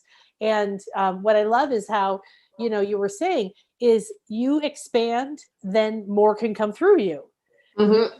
You let go of your limiting beliefs, or you do your crystal bowl and get your crystals vibrating, or you open your pineal, or however you approach it, right? For you is that path, and then who knows what's possible, right, to come through you. So yeah, to me, declaring I am a clear and open channel to the highest good, or to what's optimal at this time, and you just watch, and it's amazing, and then you expand more and more of what's happening. What kind of fears did you hit? Did you ever have a fear? Like a lot of people feel, I just did a meet your angel kind of a session last week. And the lady, I said, do you have any questions? And she said, I'm a little bit scared, because she used to be extremely open, right, when she was younger. And she said nobody understood it in her family. Many people have that experience, right? She didn't know what to do with it.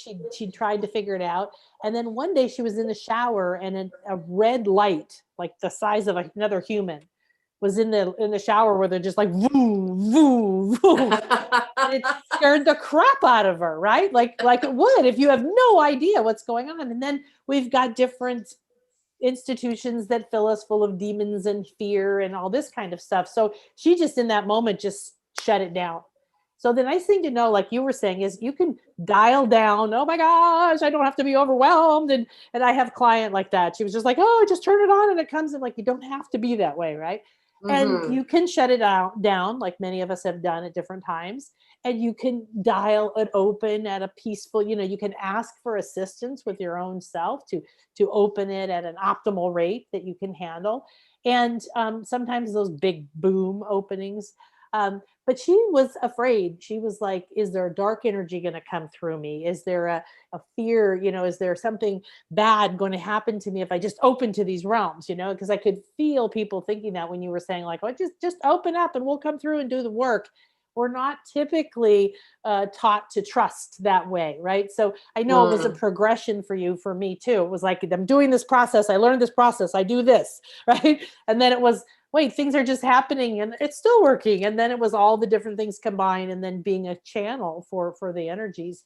But you ever have that kind of fear or Oh, for sure. When everything was coming through bombarding, I was overwhelmed, because I didn't know how to deal with it, didn't know what it was. I didn't know if it was going to stay, didn't know how to get rid of it. So yeah, major fear. Very, very fearful. But the beautiful thing is when I was learning meditation in my 20s, the first thing I learned was how to anchor and ground. And this is the ABCs that it's a course I have. It's the simplest course in the world, but absolutely every single person, if they want to go and connect, they absolutely must be anchored and grounded first, because there are things out there that you do not want to be connecting to. So you need to know what your connection is. You need to have an intention of where you're sending it. I always work with source divine light energy, and only of the highest, only of the purest. And I have very strong rules of intention that I have with my team that I work with, of what I will not touch, what I will not go into, and what is not given privy to the work that I do.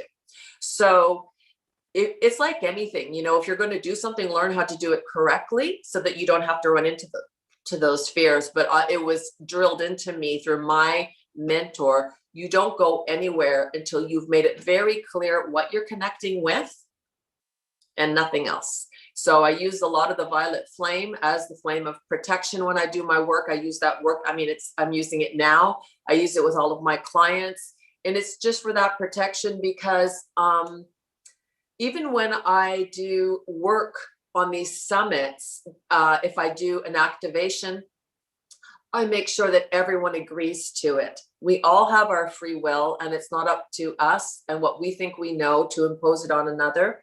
So I always ask that they give permission to allow for this energy to come through and be in service to them.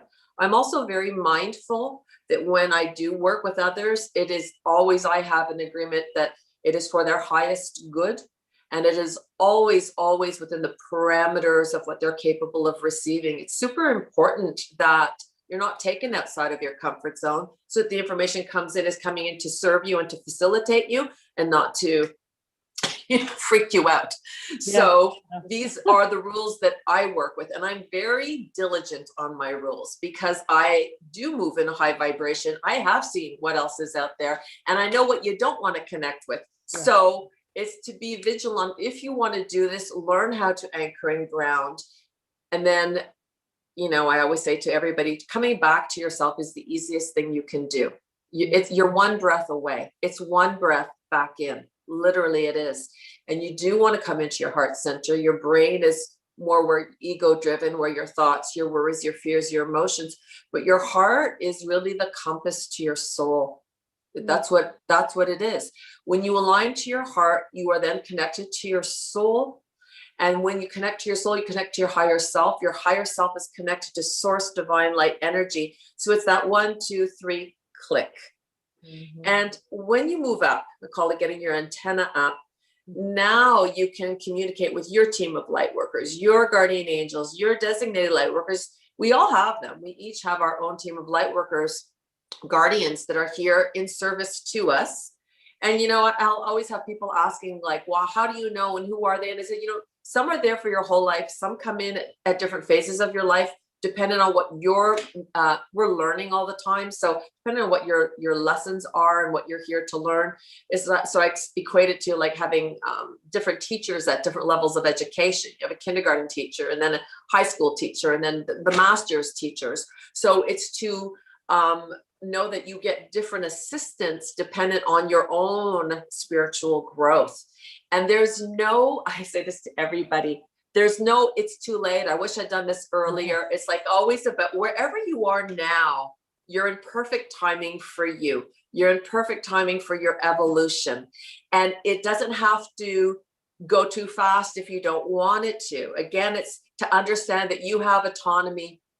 You know, we have our free will. So we're allowed to allow for the expansion within what we're allowing to feel comfortable with. And as we get more comforted, as we feel good with it, say, okay, I'd like a little bit more. I'm ready for a little bit more. You know, so I have prayers of intention that were channeled through my team. They do a lot of channeling through me, and everything actually that I've written, all my little prayers, all my little quotes, it's all through spirit.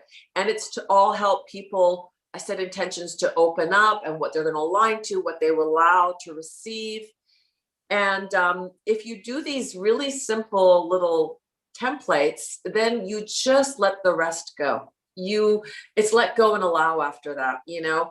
And I often say to clients who are like, oh, I want this and this and this. And it's like, oof, you know, you need to remove the word want. It doesn't work. It creates resistance immediately. So just say, you know, I give myself permission to allow for, open the doors of energy so that the flow can come back to you, you know. So let's take a minute, because you're like giving a lot of different levels of awakening your intuitive gifts. So let's go back, like people, the idea of grounding, right? You said, and clearly stating your intentions. Now, let's say you don't know. Let's say you don't know, hey, I want to talk to a guardian angel today or whatever, you know, like, so when I go into a session and it's specifically for, you know, a soul reading or to meet your guardian angel or to get, we know what our intention is. But when you're awakening, you might be like, oh, I don't know what to ask or what to say. So the biggest key though, and I'm just like you, and I had mentors drill this into me, and then I just wandered around the world touching pyramids and energies and running through jungles and doing shamanic journeys. And I really didn't respect the energies that are there, the many dimensions of energies. I really thought, oh, everything's good and happy and so on. So I've been taken over by energies in the jungle. Yeah, it's wow. And once that happens to you, like you said, once you get a taste of this or that, it's not to be afraid, it's to be aware, right? You just go, oh, I don't go in the ocean when there's giant waves that are going to knock me down, right? It's the same sort of thing. But know that even if you don't have one of these processes, or you get something from Donnie or me or one of these speakers that helps you start to know, I have a new thing on a violet flame cleanse. I'm with you like that. If that's the only thing you do is use that to cleanse, clear, protect you, it's a powerful ray that's been anchored on the planet. So just start talking to it. And I don't know what that means. Just ask, right? Just Mhm. open. So when I explained to you, kind of tuned you into the infinity healing chamber when we came in, that's the same thing. I always create the chamber. We have the specific energies. Everything is for the highest good, most optimal. So that's the other thing I told my one client is you don't have to worry when you're in this space with me, right? Because I've been spending the last hour or so doing my work, cleansing, Exactly. connecting to your highest good. And I said, you can ask me questions and then we'll go into the session, but what's for your best, what's for your highest good is what's going to come through, right? So whether you ask it or not, maybe it'll be an answer to that. Maybe it'll be something even better. But yes, so don't be afraid.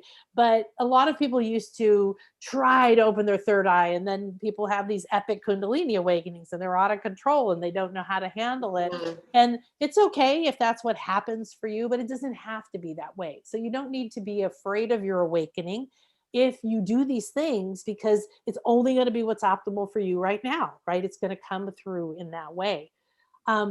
Then the idea that you might have these other levels and frustration, I see a lot, right? Well, I want to talk to my higher self more, or I had this one moment, but I haven't recreated it, or I want to talk to Archangel Michael or whatever, these things.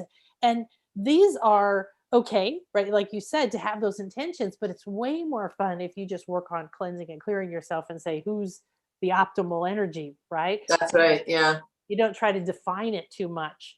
And so then let's move to where you were. You were talking about they channel things through me. That's something I'd like to demystify as well. The idea of channeling. So I went to a channel a bazillion years ago when I first had my awakening, and I sat in the back and I was the most suspicious person you've ever seen. I was like this with my arms, and I was just staring at this. It was a little tiny lady named Karen. She's in New Mexico. She channels an entity named Banu, who's a Pleiadian, is really tall and all this stuff. And she would, this energy would come through and she would talk as this Banu energy. And I would just like look for the strings, right? Like, where's the puppet strings? And I did this for like months. And I'm still like, I don't know about this. It's too good to be true. I'm not sure if I believe it. And one time we had a break and we're walking around during the break. It was at a bookstore and I was looking at something and I felt this presence behind me, and I turned around and she was standing there. But believe me, when Banu is in her, she doesn't look like a tiny little person, right? You can just feel it. And I was terrified because I was hiding. I didn't want to be seen. I don't want to talk to, I was in the back going, I don't know if you're real, And it was like, he just looked into my eyes and said a few things, one of which was, it's really important you're never alone. Now that sounds sort of like maybe cheesy, but for me, that was a big deal. That went right to my core and I burst into tears. And then there was this opening, and it was just then one thing after the other. But I had that block.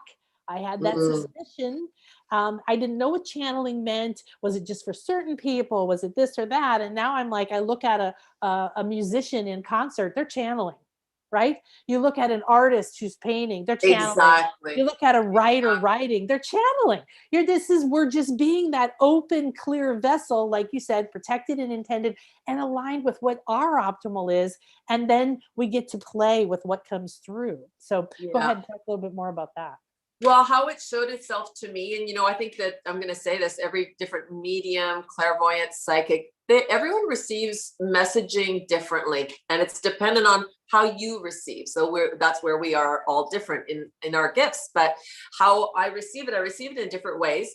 I first started receiving it they would show me little videos. I would see these little videos, like almost like you watch a trailer to a movie and it kind of gives you an idea of what the movie's about. I would be sitting with a client. So I connect with clients through the breath. So I do a breath work with every client that I work with. A breath work is in all the work that I do, because your breathing is your reconnection to soul, to your heart, and to the divine. So everything starts with the breathing first, and then we go into the session. And when the client starts breathing, I literally start picking up vibrationally their energies, what's going on. I can see blockages. I can feel things. Spirit will have me feel things in my body so that I know where it is in the body. So they start mirroring, and I never know. It could be through scent, it could be through visualization.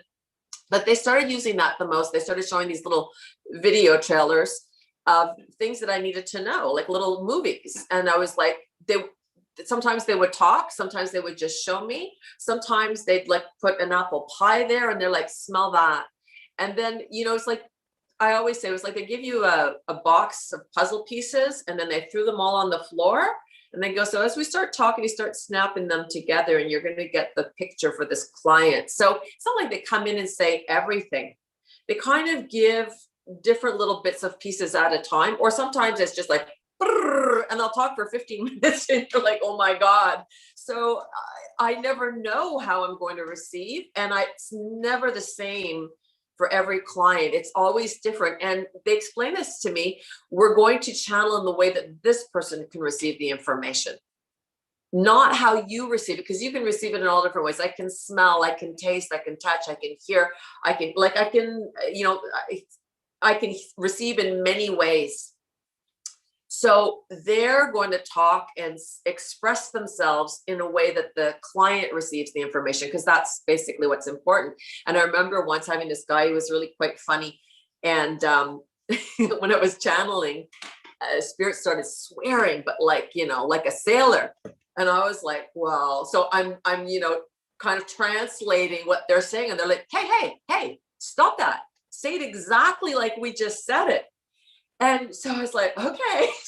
I started swearing. Well, the guy just literally completely softened and burst out laughing. And this is really how he communicates. And the whole session was lots and lots of swearing, but this is where he connected. And then everybody started coming through, because I do connect with loved ones that have crossed over. And, you know, there was a grandfather that came through and he was swearing in Italian. It was hilarious. But the guy received so much information, and they're saying we had to come in like that or we wouldn't have reached him. But once that opened up, it opened him up, and then he was able to receive.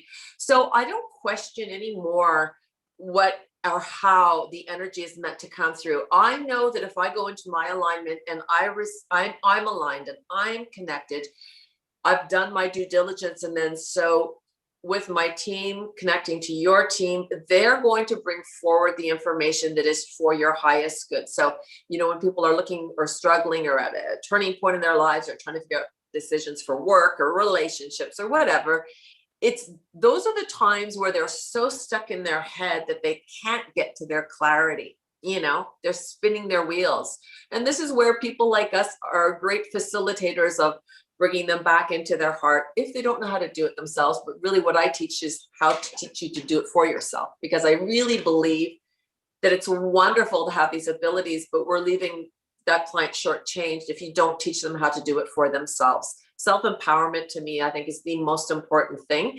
And it's not just because I do this as a living doesn't mean you can't do it. You know what I mean? I mean, the more you do, the better you will become at it. But if you learn how to go and gather your own information, this is something that's worthwhile for your investment in your life. You know, if you think about, I always say our physical reality in our body is like the center of a Tootsie Pop. And then if the Tootsie Pop was the earth, that's the rest of you, right?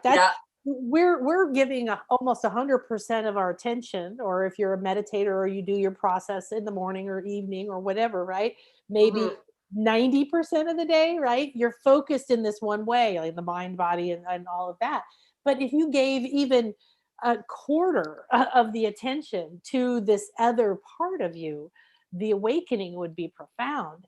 And, you know, when you're talking about, you've just finally learned to accept what comes because you know it's right. Well, we're blessed with the fact that we get feedback, right, from clients. So I was the same way. I was like, I can't say that. You know, and sometimes in the past I would not tell them exactly what I was seeing because I thought, well, maybe it's not right. And I learned finally, just don't even say anything. I used to do soul readings where I got on, tell me your name and your birthday and where you were born or something like that. And I don't talk. And then I would talk for an hour. And then I would be like, and it was like practice for me in trusting and accepting. Just be in the flow and say it and don't worry. Because if you get in your head and go, oh no, like if you're not working with other people, you're going to still have doubt yourself. For sure. So, lack of acceptance. You've got to accept what comes. There were so many years when I would receive these profound images or visions or guidance, and then I would work on myself to doubt that enough that I downgraded it. Like Rhys said, I took the authority away from it and I put some other authority ahead of it, So it's really important that you accept what you see. It's stunning. And if you have a chance for that feedback loop, it's quite profound, right? Yes. Because people are crying. People are like, how did you know that? Or what did you do?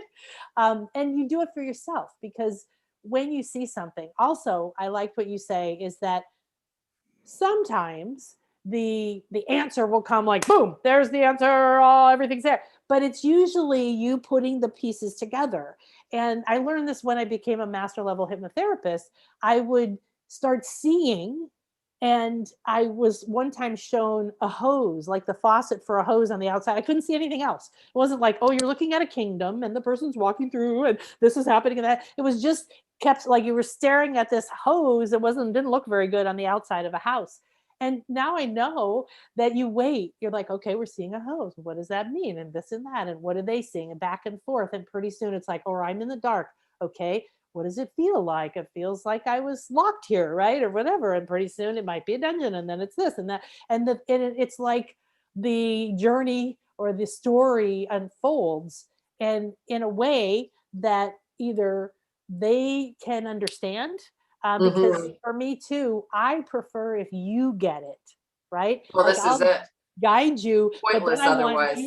I want you to, because the difference I saw in hypnosis, and now I combine that with energy work and shamanism and all that, but the idea that a reading, it's fun, right? If somebody says, oh, you were this in another life and you have these and you've got this and your heart's open and you're ready for this and all that, that's really fun. And it does often really help you understand, oh, okay, things are really happening. Other people see it.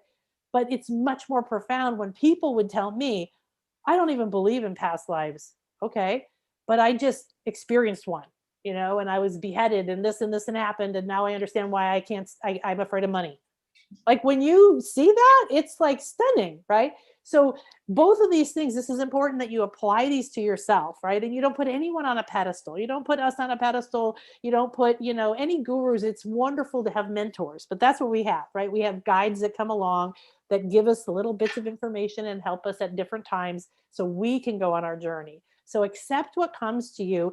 Don't rush to trying to analyze it and decide what it means. Let that picture unfold for you.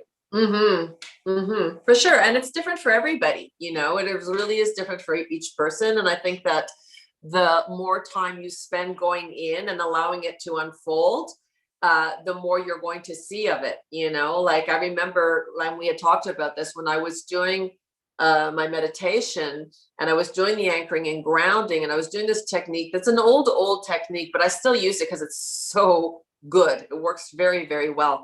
And I remember telling my mentor, I said to her, I don't feel it. I don't feel connected.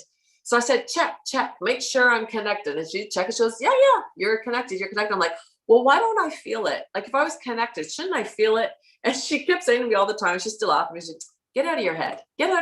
She says, you're looking for a result. You're looking for something. She goes, it's not like that when you do energy work. You'll know, you'll feel it. I'm like, yes. You keep telling me that, but I'm not feeling it. She's because you're looking for it. Stop looking for it. I'm like, well, then how will I know? She goes, you'll know. So this was the question I used to ask her all the time. I would do the anchoring, the grounding. I'd do my connection. I'd connect to my team. And then I would wait for something. And then I'd do it again the next night. Wait for something.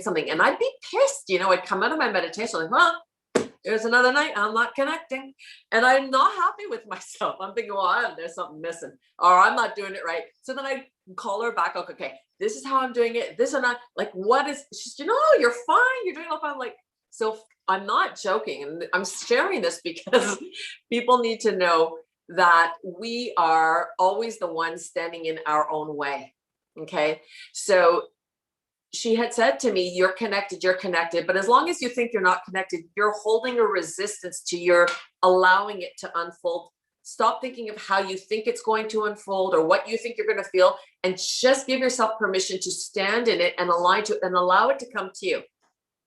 But I was a very goal-oriented person back then and very driven. So I was just like, no, there's got to be an end thing. So that was one of the big lessons for me, is that it took me, and I never stopped. I would meditate every single night, but it took me 10 years before I felt the connection. And when I did, I was distracted. And I make this, through your center cable, I made the silver cord, and my whole body yanked like this. And I went, whoa. And then I'm like, oh shit, I'm in. And I was so excited. Oh my Banging God, on the door, banging on that's the it. door, banging on the door. Oh, there's no door. Oh, okay. Oh my God, that's it. That's how it feels. And so then every time I do it, that was the connection I was feeling. And then spoke to my mentor and I said, oh my God, I felt it. And she laughed and she goes, you weren't thinking of it when it happened, were you? And I said, no, I wasn't.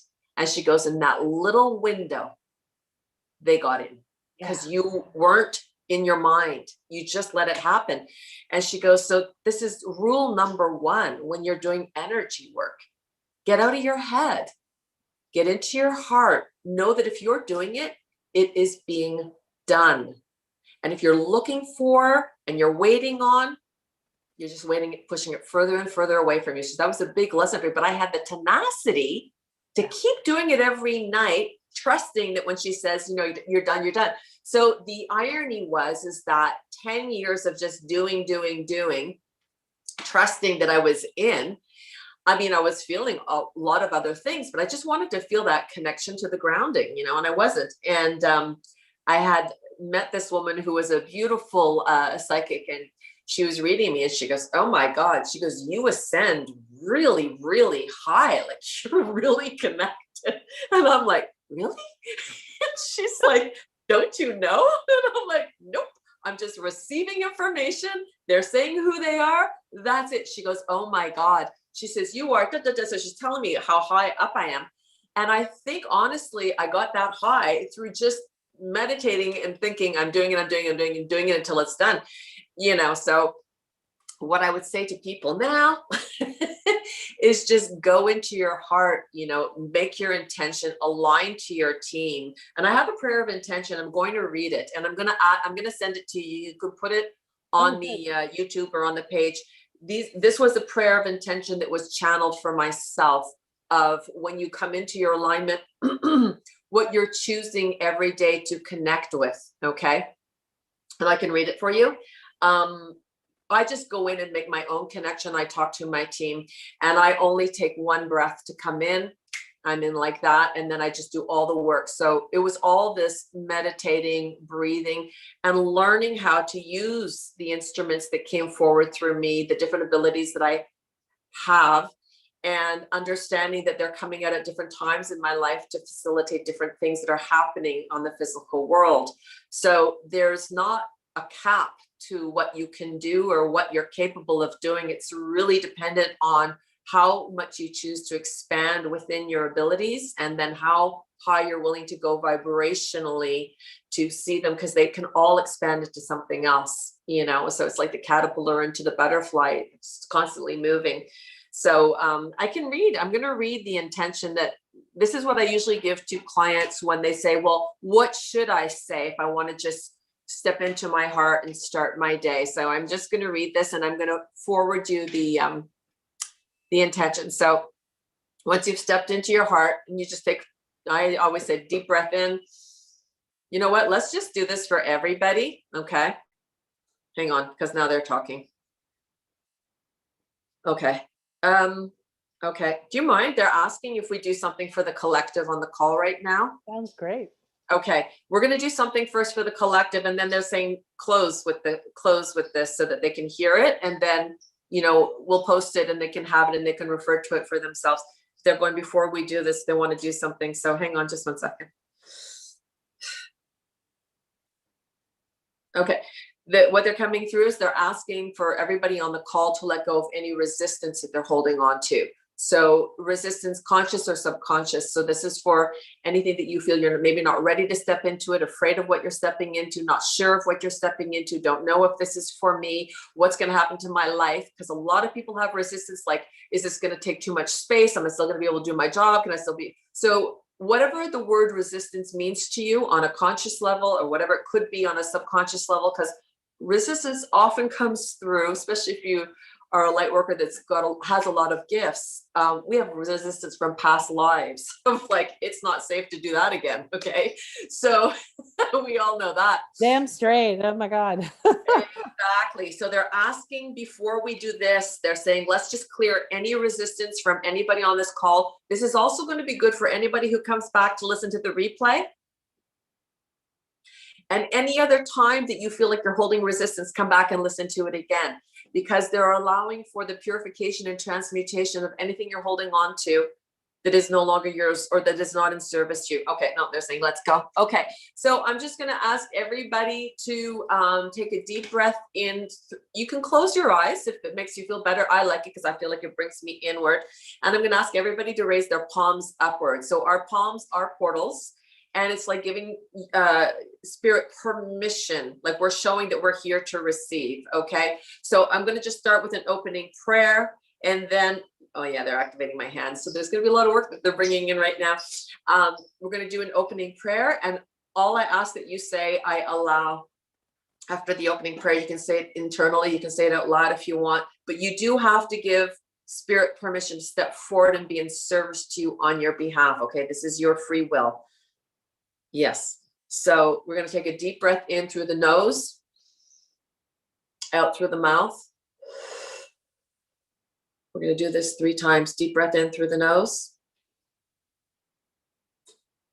out through the mouth. One more time. Deep breath in through the nose and out through the mouth. Father, Mother, God, as meant and appropriate, call upon my own team of healing masters, guardian angels, designated light workers, and I ask that they step forward on my behalf, always within the parameters of what I'm capable of receiving and always for my greatest and highest good. Also calling in the integration of the violet flame that be placed directly behind me, and ask for the interdimensional light working systems to be blessing, healing, clearing, and transmuting all thoughts, worries, fears, or emotions, anything that I'm holding on to, anything that is taking space within me, or any energy that is depleting me and not allowing me to step into all of my light, all of my clarity, and all of the expansion of my soul's essence. I give myself permission and the team of my own to be in service to me for my greatest and highest good. As I let go, I allow. So you're just going to say, I allow. And take another deep breath in again. And breathe out. Call upon the highest and the purest of the divine light workers to be in service to me.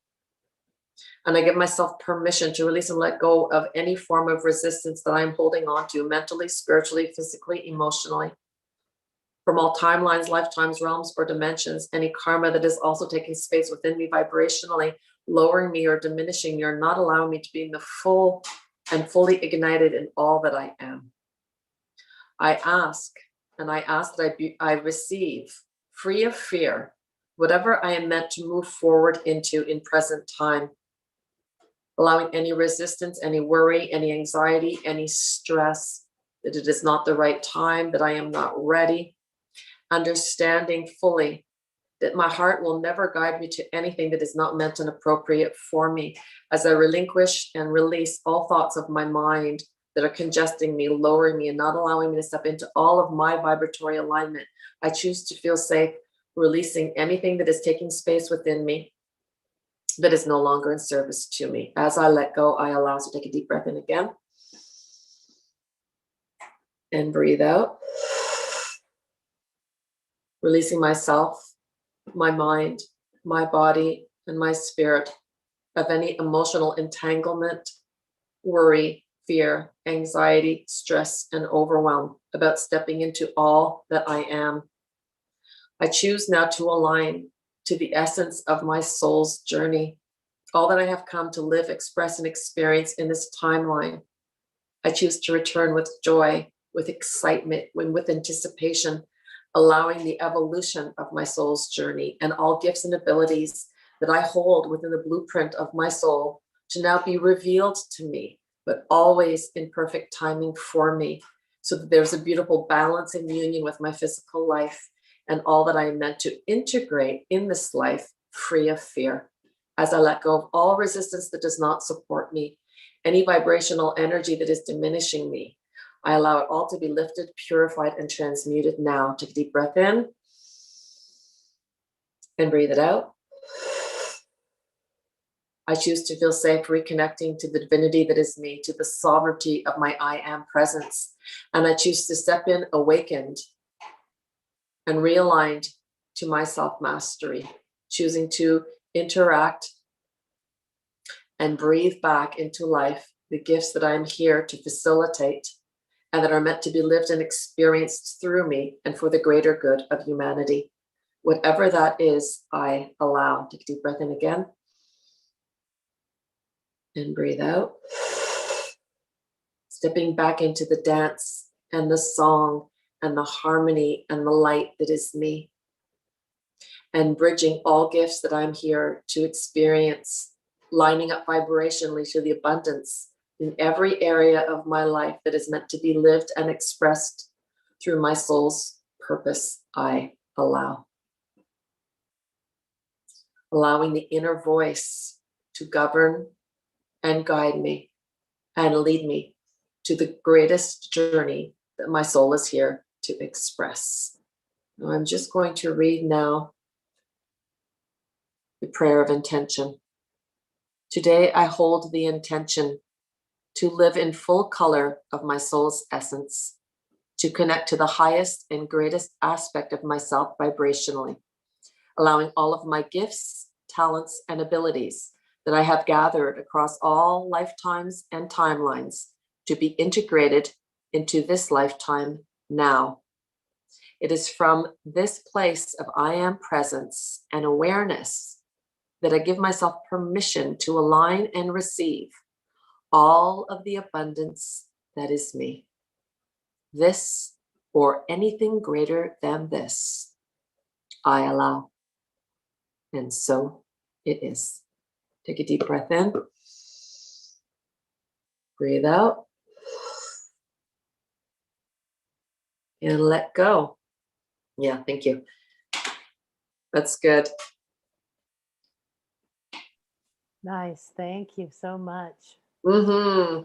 Yeah. So, you can come back to these to re-listen, and then pretty soon, you're going to be able to understand the essence, right, of the words, and maybe choose different words that resonate for you, or Exactly. right? Exactly. Some people like God, and some people like, higher self, and some people like source, and just don't let the verbiage get in your way, because No, and that these was are a just big hang up for me a long time. guidelines. I just get up every morning, I put my feet on the ground, I call in my team, I'm like, I'm expecting magic and miracles. I'm expecting it. And today, all I'm choosing is to live the full expression of all that I am and all of my gifts, all of my abilities. Let's go. That's it. Boom.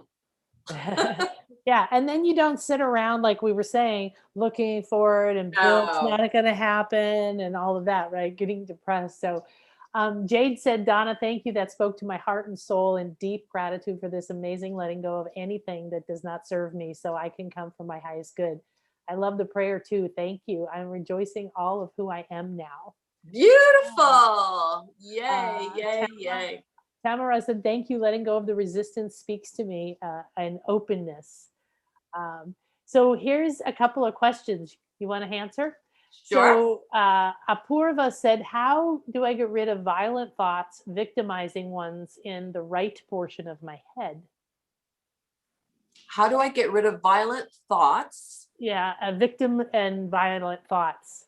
And apparently just in the right portion of her head, she feels like that she has these thoughts that are victimizing thoughts. If you're able to type again, Apurva, and say, clarify, is this victimizing, like violent thoughts that someone's going to attack you, like we're afraid of I think that's what she's saying. being intuitive. Yeah, like I might. So this is right away. I'm going to tell you, this is old karma that she's holding on to from a past life. And I feel like I'm picking up her energy. She was brutally abused. Like, I feel like she's being torn apart. So, yeah, wasn't good. And I feel, I'm also seeing poverty with this too. So it's like the good and the bad, the rich and the poor. There's a lot of opposition in her vibration. Okay, duality. It's to, oh, I wish she was here. Let's do this for her. Okay. everything that I'm holding on to that is no longer in service to me, thoughts, worries, fears, or emotions that are absent in search and need of the light, it is safe now to bless it, heal it, clear it, transmute it, release it, and let it go. Releasing this and letting it go. Anytime where I've been made a victim, or I'm afraid of being victimized for not being given permission to be seen in all of my light, all of my gifts and all of my abilities, where I am ostracized, burned, hung, killed, ran out of, not being safe to be seen, not being safe to be loved, not being loved because of these gifts and abilities. So it is not safe to be me. It is not safe to be seen. It is safe now to bless anything that I have lived and that I've carried across any other timelines, lifetimes, realms, or dimensions that are no longer in service to me. Any oaths that I have taken to never reclaim these gifts for fear of being misled with them, or I am misleading others, or they're feeling too overpowering for me. I give myself permission now to acknowledge that these fears were maybe truthful in another timeline, but they do not belong in this timeline nor this lifetime. And as with this awareness, I choose now to simply bless it, clear it, transmute it, release it, and let it go. All that is not mine, all that does not serve me, all that does not support me, clearing it, transmuting it, releasing it. As I release, as I let it go, I really claim my light, my sovereignty, my divinity, and I step back into the truth that is me. It is from the truth and the divinity of my I am presence that I rise up, where I am able to see with absolute clarity all that I'm here to live and express and experience, free of fear. As I let go, I allow, and so it is. Deep breath in and letting it go. So that's for anybody who holds on to fear about coming back because they've lived terrible experiences, fearful of their gifts. But if she comes back and does this, she holds that, there's a vibration that she holds that is, and she holds her breath too. So she should listen to this and just every morning get up and just say, it's safe to let this go. But if she just does it one time, it's gone. It's gone. But then come back and get into the seat where she wants to be. If you don't want to get on a bike, don't get on the bike, get in the car. I like that. I need to get somewhere faster, then stop getting on your bike, get in the car, you're going to get there faster. So make the proper choices that go with that. If you say, yeah, but what if it comes back? Well, you've just brought it back again by thinking about it. Energy moves as quickly as it goes, it can come back. So be mindful. After you release something, I'm choosing now to be in my light, to be free of fear, to claim all that I am, and to live that full expression. And you stay in that vibration. And if you want, you hold yourself in a higher vibration by saying, this is going to be easy for me. I'm allowing for this. I'm returning to who I am. I'm aligning back to all that I know. This is your ease. It's your flow. It's your alignment. It's easy to do.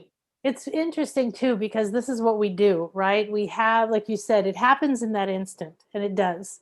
And then you say, but I don't feel it, right? Like we were talking about it. I don't sense it, or what if? All right. That's that, right? That masculine side, that logical side that says, well, what if, and I'm looking for proof, and I need to know, and did I complete it, and did I do it right, and all this stuff. And it's really, important to reinforce. So this is true for any kind of mind rewiring or habit changing, right? Any of that stuff, you can energetically and spiritually completely let it go, but your body is holding memories and habits, and your brain still has neural pathways that are going down the fear path or whatever it is. And it looks to me like the right side of her head, one of the reasons it's holding was like, bashed in kind of, right? And so energetically, this is what's been going on for, I don't know, at least 10 years for my clients. Is I call it the burned at the stake syndrome is coming up, right? Yeah.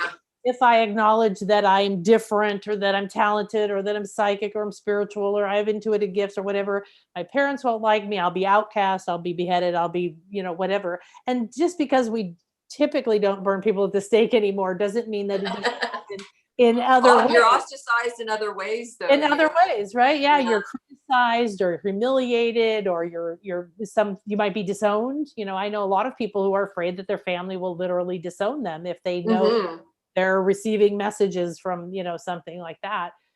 So the other thing is we're all releasing that, and the earth is releasing that. Exactly. There's a purge that's taking place for everybody right now. And it's so that we shift into the higher vibration, and it's necessary. This is a part of the ascension process. The old has to come up. It has to be brought to light. It needs to be cleared, because whatever the energy is, it must be transmuted if we are going to move into a higher vibration. You can't carry that low density up with you. It doesn't work that way, you know? So those who are in a high vibration should maintain their vibration by just maintaining the vibratory alignment that they're in, you know, keeping that vibration high with how they keep it high. And I know it's different for every single person, but when you learn how to maintain your vibration, you hold that vibration for those who are moving into the ascension. But there's got to be a purchase that takes place. And this is what 2020 and 2021 is all about.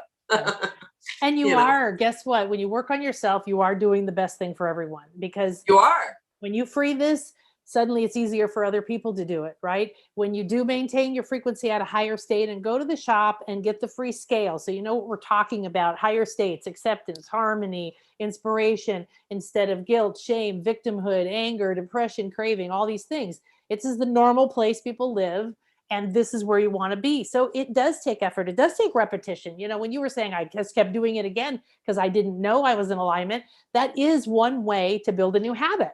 Right? It is one way to rewire your mind. And if you reinforce that with expanding your trust, well, it must be happening, right? That part of it. So yeah, really understand that when these fears come up, if you accept them, that means you're not choosing them, but you're allowing them to come up. They're going to give you back some wisdom and power as it transmutes with the they become self-governing. That's what they do. They start showing you, you know. It's like you come back to you, and then you start showing your higher self is schooling you along, basically, is what's happening. Yes, exactly. So then Tamara had asked best advice for holding a higher vibration consistently and staying connected with spirit. And you kind of already talked to that. It's do this work and do it consistently and do it again, and pay attention to the scale and know where you are and find your prayers. Yes, I agree. But for people who say, well, what does that mean? What does that mean? You know what? When you feel good, you're in a good vibration. Okay. So whatever you do that makes you feel good, do more of that. Whatever makes you feel passionate, do more of that. Whatever makes you feel creative, do more of that, because that will facilitate a high vibration. Joy, love, happiness, passion, things that wake you up are your key to high vibrations. You might love listening to music, listen to high music that's very uplifting. That puts you in a very high vibration. Laughter moves us up the scale so fast. You know, when you do multiple laughing, like peeing your pants laughing, that moves people up so high, so fast. So it's not, you know, like you don't have to go and say, okay, I got to go in my alignment, I do my thing. No, you do your grounding, you make your connection, you set your intention for the day. Your due diligence is just by being happy. I know, it's so hard. I had that same channel said that to us once. He said, everybody wants, like, what's my purpose? And what should I do this important thing? And I have to be a star. And he said, what if you got absolute unequivocal guidance that your job was to sit in front of the window and stare out of the window? And that's what you are going to do, your job for humanity. You know, we'd be like, oh no, that's not important enough, right? Yeah. But being is important enough. And that's the thing, you know, we are all here with different vibratory alignments, and it's to help everybody shift up. So you just stepping into you, doing you every day to the best of your ability within that day, you can't do more than that. Mm-hmm. You can't. And then the next day, when you know better, you do better. When you move up higher, then you learn to move a little higher. So it's just about allowing yourself to come in and play. You know, play with yourself. Let's see what's happening today. Let's see what's going to unfold today. Let's see what other gifts I do. I was going to say, what else can I do? I do this every time. Yeah. What else can I do? Yeah. What else can I do? You know? Receive, breathe, and see the beauty, right? Well, Apurva said, yes, I feel that femininity is hurt and abused. And also she said that she feels so light, and all the lifetimes she's been killed for expressing her truth. There you go. So that's that, and this is so true for everybody, that if you feel that, please embrace it, accept it, allow it to move through you, allow it to speak to you. Practice awakening your gifts to receive, oh, what is this? I forgot about you, and let it move through you, because then you can transmute it and receive more energy back. Exactly. Annie says that when she receives energy healing, it makes her feel worse than beforehand. She feels often that can happen because you can pull up the residue of emotion, which you're going to feel it when it comes up. But if the person working with that person is transmuting the energy, like, so feelings and emotions hold a vibration. So when you're bringing that energy back to the surface, it must be transmuted. You have to bring it to a 0 point field. And you can't put a positive thought over a negative, because the negative is going to trump.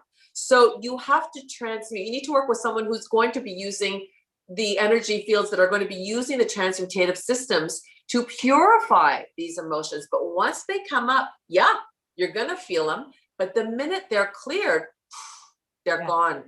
And even if you talk about them, they will not come back to you with the same intensity as you just had. So this is called a purifying the energy fields. Energy, once it's tangible, you can't destroy it, but you can clear it, and it needs to be clean. If you're doing any kind of emotional healing, you need to be transmuting the energy. The person needs to be facilitating transmutation for you, so that that energy is lifted and cleared, and then you can now re-imprint, because it's all our cells. I mean, you know, when you think about it, everything you've ever lived and experienced in your entire life, you hold a cellular memory for. Yeah. Everything. Yeah. So when stuff comes up, you're going to feel it. But then if you open the door and let it out, it's out, you know? So it's also very liberating. It is. And You and should the feel a lift acceptance. after. You Yeah. don't have the pressure or the tension and the stress, and you're not holding it in the body, and you're not creating that disease or the resistance. Exactly. Right. Cheryl wanted to know, how do I get rid of limiting beliefs of poverty and in relationships? And those Oh, energies and they are go tied hand in together, right? hand. Yeah. I know. Doesn't that Sex, suck? love, and money.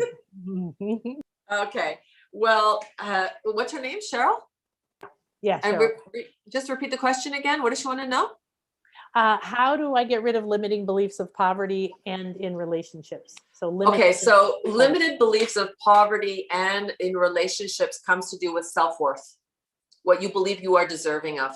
So the issue is not about the relationship, and it's not about the money. You need to come in and look at what your self-esteem is like, how you value yourself, how you see yourself. And I hate to say in comparison to others, but when you have a limited belief about yourself, you are always comparing yourself to others, how they look and what they've earned and what their education is and where they live and what's their car. I mean, it's exhausting, first of all, because you're always gauging yourself against somebody else. And I don't think anyone should do that.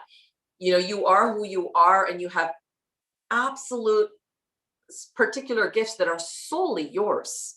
So please don't try to be someone else or compare yourself to someone else. Take the time to come back in and find out who you are. But it is always an insecurity of, I don't deserve this, or it's never going to happen to me. I'm always the unlucky one, or I'm a little too old, a little too fat, a little too late, blah, blah, blah, blah, blah. You can make a million excuses that will justify why you can't have what you'd like to have. You have to come back to your self-worth and peel away the things that are not allowing you to feel like you are deserving of that, you know, and then you can move up vibrationally to reset your intention of what you'd like in a relationship. It's really important to understand. People, I say this, you know, everything I talk about in my work is about vibration, because if you don't understand vibration, you're not going to understand how energy works. We are vibratory beings.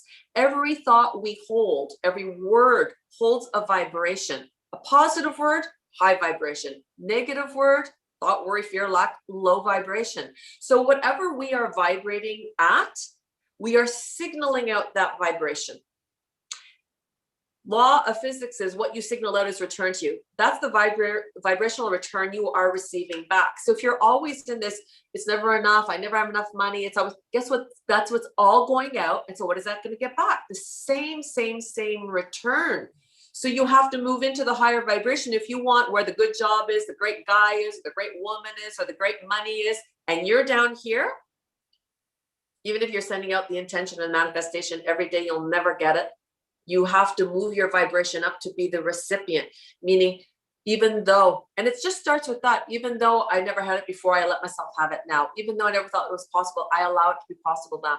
Even though it's always for someone else, it's not for me, I let it go, I allow it to be for me. You have to move up to be the recipient of what you want for yourself. So your vibration is the key to everything else. If you want a good relationship, you want money coming into you, go and look at what your self-esteem is. gauge from 1 to 10 what that number would be. 10 is like really, really bad, and 0 is like, I feel like I'm the shit, I'm the bomb, you know? Okay, who are you in between? Find out what that number is. That's the core issue. That's the issue that needs to be addressed. And then ask yourself, you know, why do you feel this way? Like maybe you weren't the smartest one in your family. Maybe they always pointed you out. Maybe at school, a teacher said something that left a mark on you. You know, then I would say work with somebody to clear your limited beliefs, get them transmuted, see your worth and your value, because there is not one person out there. I'm sorry, I don't care who you are on this planet. There is not one person walking out there that is better than you. Yeah. It's only that you believe that. Yeah. And that's a false truth that will limit you in everything that you do in your life. So please stop looking at who the other people are or where they're landed or what they've done, or compare yourself, or she's more this or he. Great. And allow them, wonderful, allow them to be. See who you are. Find out what you have. If you can't be the cheerleader for you, don't expect anyone else to be. Yeah. And it's a hard one. I couldn't even say I loved myself at a seminar I went to once. We had to stand up and say, you know, I love in your name. And I had a nervous breakdown. So I did. You've I come a was long like, way, oh my baby. God, oh my God, oh my God, I can't do it. And I didn't do it. And so wherever you are, it's okay. A lot of it is about feeling safe, right? Again, that safe feeling, because there's something inside of you saying, wait a minute, if I think I'm fabulous, because I certainly was raised, don't think you're great, but go be the best you can be. Right? Who do you think you are? And so that there's mixed messages in there, and you're not meant to be anybody else, right? You're meant to do you. And here's the funny thing is, you know, we're like, I want the soulmate and I want more money and I want to do a fulfilling work. And it's okay to want all of that stuff. But when you raise your vibration and you clear these old memories, right? You clear this energy and you become a channel that, you know, you're constantly being fed and every second with infinite energy that you could do whatever you want with. But like you were saying, if you take it and put it into the old fears and the old projections, then you're just recreating the same thing. Once you get up to a higher level, what you want is probably going to be something completely different. Completely different. You know, and I think Rhys said, you know, you go out, you achieve, you think who you're supposed to be, you make a lot of money. I mean, I've had a lot of businesses, I've made a lot of money, I've reached those pinnacles. Oh, this is it. And then you always hear that story, like you're not happy or you're not fulfilled or something's missing, or it goes away and then you think you've failed. But no, you climbed a mountain. You don't stay on the top of the mountain. You go back down the mountain, find another mountain to climb, right? You have these moments of shifting and achieving. So Exactly. Wonderful. Oh, well, you know, we could do this for hours and hours and hours. It's so amazing. So what would you like to share? Just tell us your website. Like I said, everything that you need to know about Rhys and Donna-Marie and everybody else who's going to come together, they're all there. We're going to give them emails and with the replays and everything else, but share your website.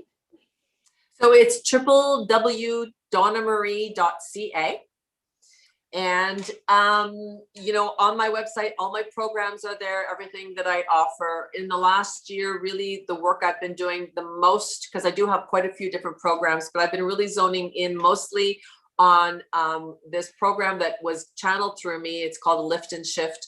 And it's a 30-minute where we come in with spirit and we scan, lift and clear anything that is stopping you, what you're allowing. So it's for people to understand that we can only clear what you're willing to let go of. And so, you know, the people say, I've been healed before. And it's like, well, healing is a constant state of being, but because we're always taking on more energy, so you can always be releasing more energy. But it's where I allow that person to just release what they're holding on to that is lowering them or not allowing them to step into their vibratory alignment. So we clear and transmute the energy, and then spirit will come in and realign them to what they're ready for now. And then after that, you know, I'm gonna have programs to teach you how to anchor in ground, teach you how to move forward. Like if you want to learn how to do this, I always say you should have a mentor that can, when things pop up, they can tell you what's happening. But, you know, this is where you can reach me. I'm on Instagram, I'm on Facebook, I'm on YouTube. So I'm out there. YouTube is where you do your satsang, right? Well, my satsang isn't on YouTube. Satsangs I do once a month, and these are incredibly powerful activations that my spirit team comes through. I work a lot with the intergalactic, so it's a lot of outside of the physical world, different energies that come in, and with messages, with activations, with clearings. Most people who come usually get amped up from the energy, meaning their skill sets start to just go through the roof. Again, I never know what is going to come through. It's always different. We do them once a month, and I never know what's going to happen, but they're quite powerful. So the satsangs are about your free gift. Oh, and my free gift is the circle breath. So the circle breath is really good if you want to learn how to come into your heart. What it does, it's just a breathing technique that helps you to clear out stress and anxiety. It recenters you and realigns you with your heart. So this is giving you permission to let go of the energy you're holding on to that could be taking space but not serving you, meaning lowering you vibrationally. And then it moves you into higher vibration and realigned back into your set point. It's really fast, really easy to do.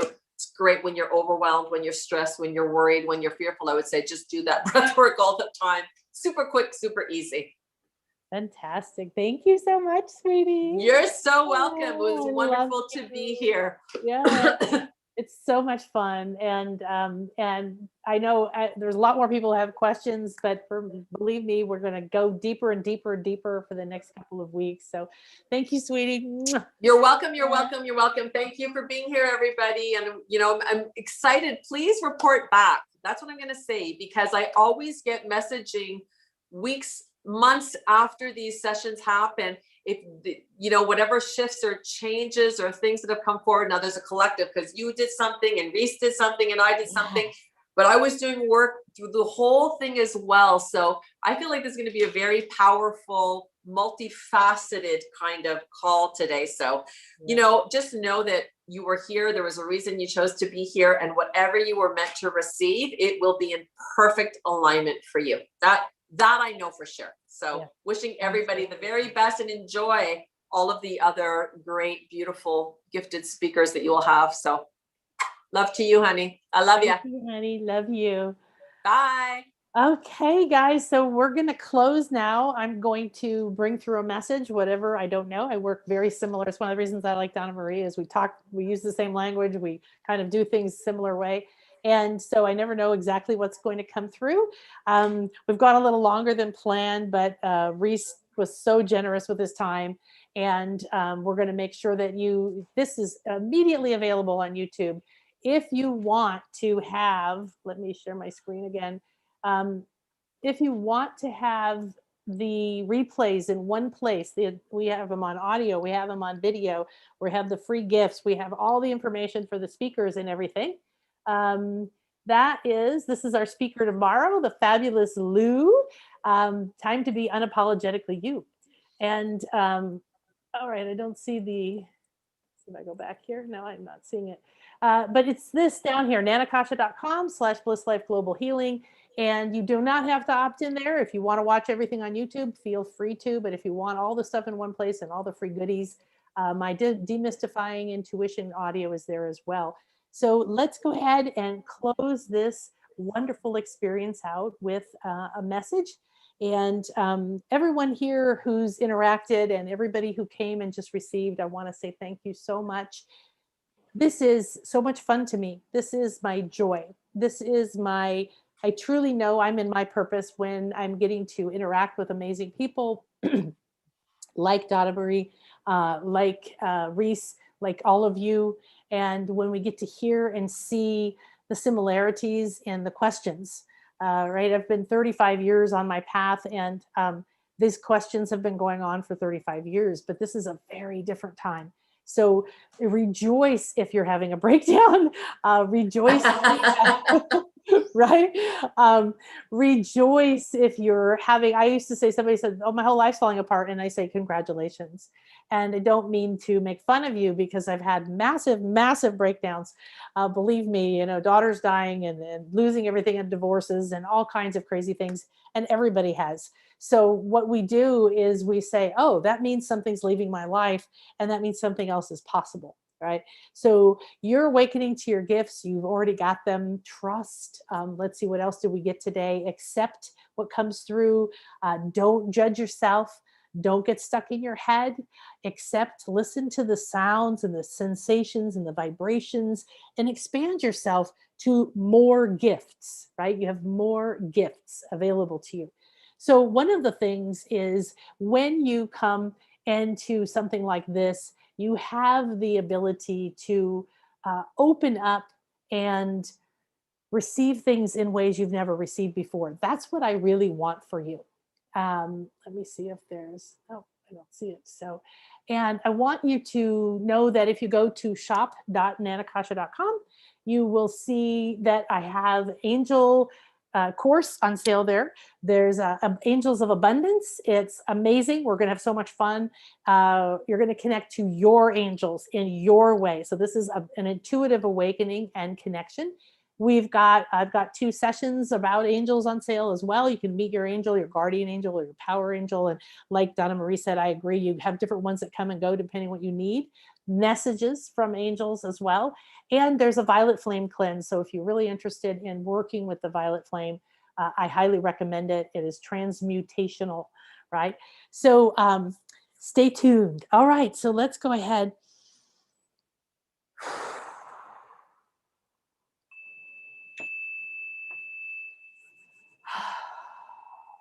We give great thanks for this amazing gathering in this beautiful crystalline space. I can see it now. It's like sparkling. It's almost like the chamber has become crystal between the crystal bowls and between so much that we've released. They're showing me this amazing release that has happened here today, and will happen for anyone listening to it, and will continue for everyone that's here. And every time you come back, we'll take you to a new level. But this is, it's always wonderful to me when I see light become more tangible. So everyone here has received a really powerful cleansing and purifying. And there's been a big shift. They're showing me this almost like unscrewing. You know, when you screw a cork of a wine bottle and then you take it out of that bottle, you have to hold the cork and then you unwind that. It's like that. We've had this unwinding where something has been removed that was keeping you confused, keeping you going back and forth, and keeping you connected to the wrong frequency, the wrong vibrations, the old patterns of fear and the old patterns of judgment and lack, and trying to, I think everybody said today, our biggest block is within us. It's not that there isn't money and that there aren't soulmates or there aren't clients or there aren't joy. It's that we're here on a journey and we have to let the journey unfold from within us. So if you can focus on your crown right now and feel it like an open, big, wide opening, and look down into that crown, look down, and you might see this spiral, like that corkscrew, this open spiral, and it's coming right down into the throat. And this is interesting because, like I said earlier, the throat center is your communication centers, one of your powerful communication centers. And when we reconnect this and allow that flow, but this is an opening. So we've had a release of something very embedded. It almost looks like when you look at certain crystals, it has another mineral that's going through it in striations. It's almost like that hardened, and it's been opened and softened and released. So now there's an opening. Let's see what we're... Intuitive gifts are like a spiral. It's like an opening. They can come from a wide variety of places down into a single point where you will receive it. And they can come from a single point and expand up and out and up and out and up and out and up and out. So now it looks like radio waves, those old RKO radio waves that looked like ripples or circles getting bigger and bigger, creating a vortex, which is a very popular word these days to understand that what we are. And Rhys touched on that. So we're going to activate our light bodies. And I want you to just repeat after me in your heart or out loud. I activate my light body at optimal speed for me at this time. Take a deep breath in. Feel it going wherever you need it, and let that intention, that declaration, that order go into that breath. 3, 2, 1. Blow it out hard. And just watch as that intention moves through your bodies, cell by cell, and out. Good. This is very vivid. So the silver ray is now coming in. This is the, on my shop, you can get the scale of consciousness and the chart of all the creation, the rays of creation for free. So make sure you get that. The silver ray is the feminine ray. It's the divine goddess. We call it the silver goddess ray.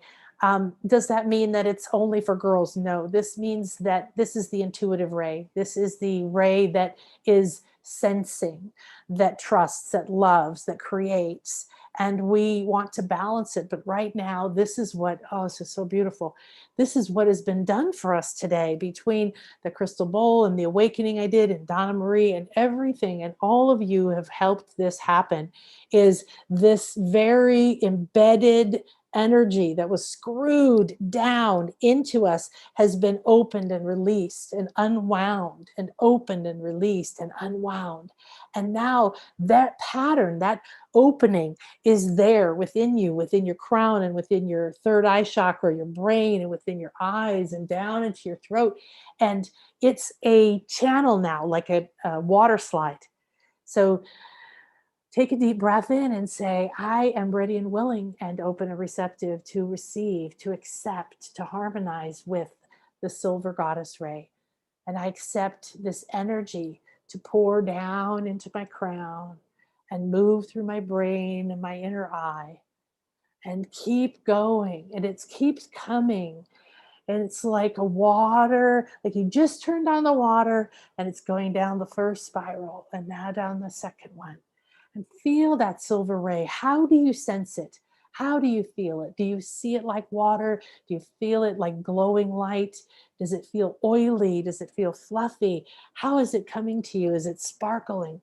And it's going down now through that third eye and the ears and all of these inner senses.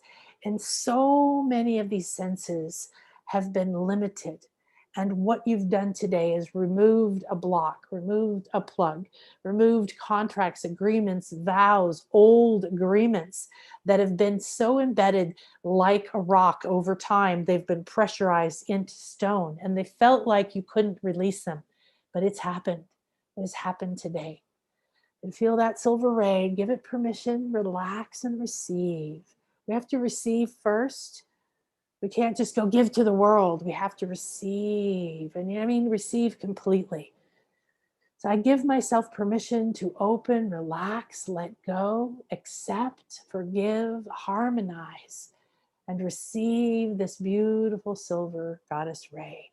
Down now, coming through the mouth, the tongue, the throat, into the throat center, expanding over your shoulders, and coming right down to this point here where your throat center and your higher heart overlap.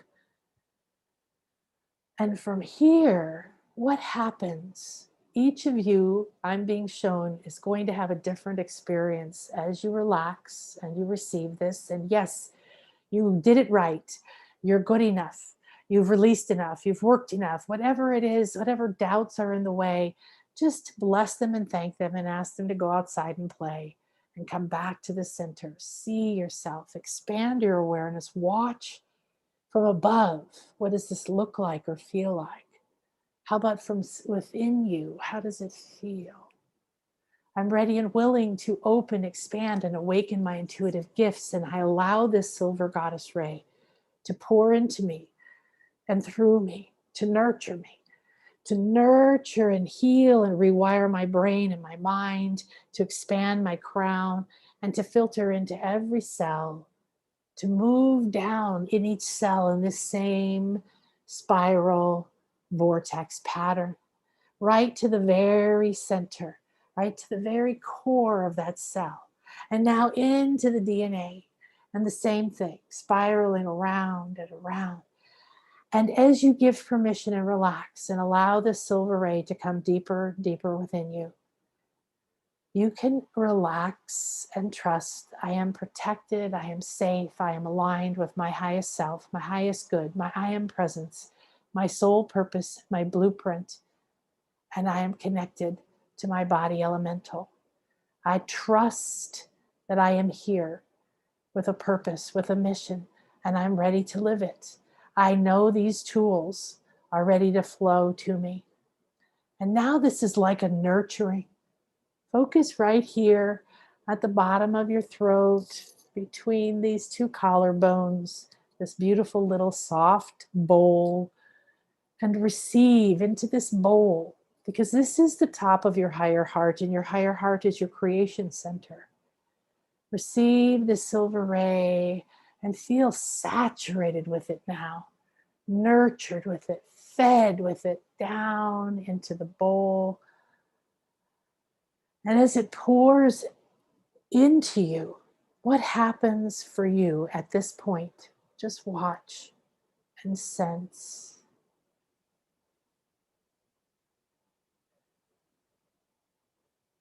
Some of you are seeing nothing, like it's just stopping, but it's not stopping. So say to yourself, well, I know it didn't disappear and I know it didn't stop. What's happening? And look up. Are you absorbing it? Are you drinking it in? Are you finally digesting this and letting it go into all of these parts of you? Are you gathering it in a pool here? Is it pouring over your higher heart? Is it going down into your arms and your hands and awakening those portals in your palms and awakening your arms and your heart and your hands are part of your heart center. This is how we put our love in the world. And now we're being asked to follow along. So again, repeat after me in whatever way is most comfortable and optimal for you at this time. I'm ready and willing to receive this purification, awakening, and healing. And I'm ready to be nourished, to receive and drink deeply of this silver ray of creation, this ray that aligns me with divine creativity, that nurtures me to feel safe, to feel grounded, to feel protected, to feel ready, willing, and open. As I am fed and I allow myself to be fed, I become balance. So you need this infusion of the silver ray. So keep receiving it. Keep watching where it's going, because as it enters this place, it may go out through your glands. It may enter your lungs and then your bloodstream. It may be moving through your mind, okay, your whole other field of your energy, and bringing this intuitive awareness into your thoughts, into your beliefs. What happens when you allow your mind, your thoughts, your beliefs, your fears to be bathed in this divine silver ray?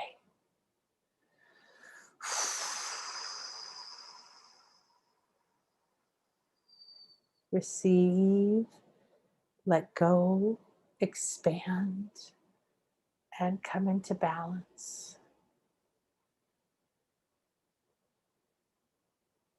So your intuitive awakening has been going on for many millions of years. You are a vessel of beauty and power and wisdom. You have experience like the wise elders of the ancient tribes. You have seen it all. You've felt the deepest grief and pain. You've lost the most people or money. You've had the most injustices. You've been the slave and the victim. You have also been the king and the slave driver. You've also been the rich and the wealthy, the happy and the in love.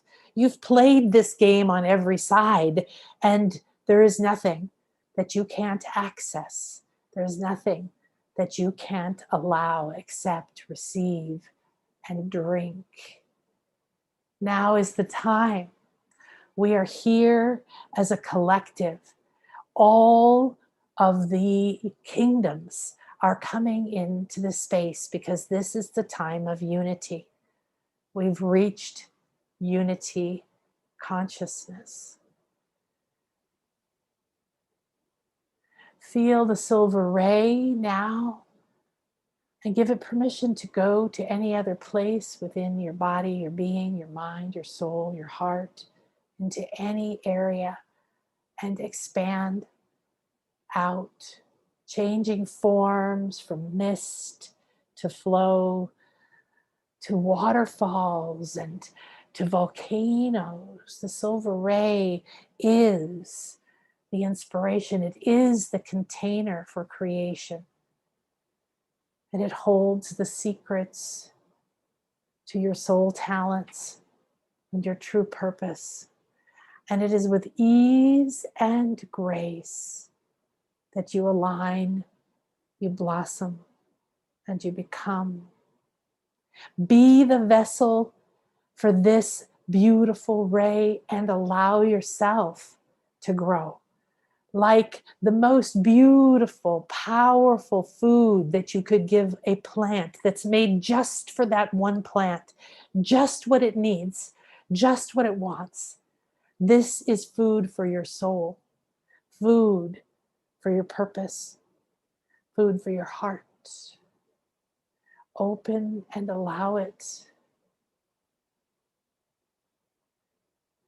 Now they're showing me that you've become an hourglass, each and every one of us. The spiral is coming from beneath us as well, spiraling up through the feet and the legs and the root, through the sacral, those dark tunnels in there, and through that power center of the solar plexus and the heart, and meeting at this point of higher heart and throat. This is where divine communication, this is where you know that what you receive is through your heart, your soul, and for your highest good. So from above and below, we have a vortex of silver light. And unlike the hourglass, this isn't time running out, and this isn't counting time. This is suspending time. This is being between the worlds, out of time, in no time, where truth lives.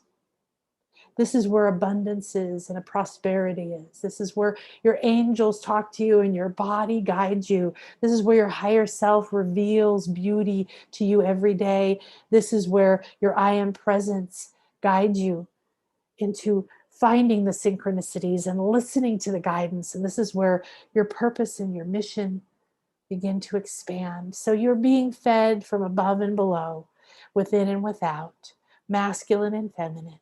But the silver ray is here for us, infusing you. I'm being shown that most people listening to this now or at any time are going to continue to receive this flow of the silver ray for 3 days, some people 5 days, some people 7 or longer. You just have to allow it, accept it, acknowledge it, come back and remember it, and focus always here at the base of your throat and the top of your heart, where the above and the below meet and creation. You are here to help build the new world, and it is a world of love and unity. It is a world of self-acceptance, love, respect. It is a world of intuitive gifts. It is a world of everyone accepting and allowing that we are unified in our differences and unified in our similarities. We are one mind, and one heart. We are each our own individual potential, and together it creates an exquisite puzzle.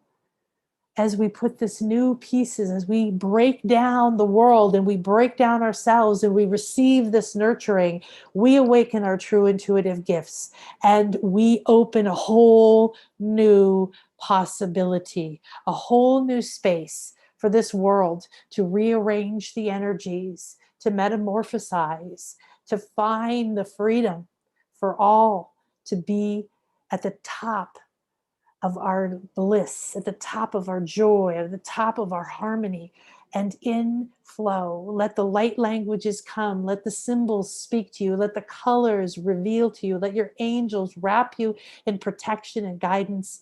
Let joy overwhelm you. Raise yourself up by receiving. It's effortless.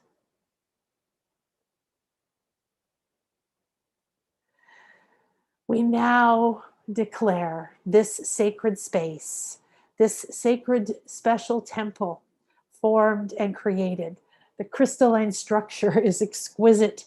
The gold and silver ray above and below is shining. The flower of life sphere around us is spinning, and everything you need to create is here, easy to access.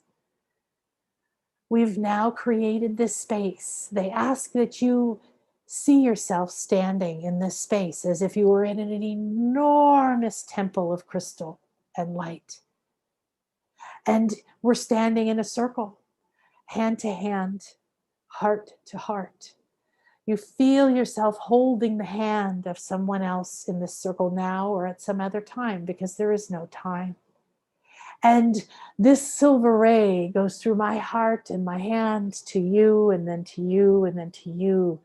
And like a beautiful serpent moving through us all, connecting us, this silver ray is awakening your truth and freeing you to travel to dimensions, worlds, and states beyond your imagining. And now open your heart and send whatever color, whatever energy, whatever symbols, whatever it is you have deep within you that has been nurtured and brought to the surface today into the center of this temple. In the center of the temple are three enormous crystal points. There's amethyst, there's fluorite, and there's rose quartz. There's all kinds of other crystals. There's, I see, smoky quartz and labradorite and rhodochrosite and citrine and all kinds of the crystal kingdom. And they're amplifiers. They take on this energy. So send this love pure and send it into the center of this space and see it going into these crystals, amplifying and going up and down in equal measure to the tip of the temple above and below. All of our energies are unifying now, and together we are becoming one in this journey of awakening our intuitive gifts.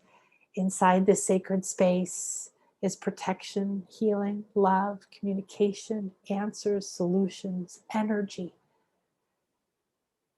Feel yourself here. Really feel that we have created, grounded, anchored this sacred space and this temple, that just by entering and remembering and coming back here, your intuitive gifts awaken a little more.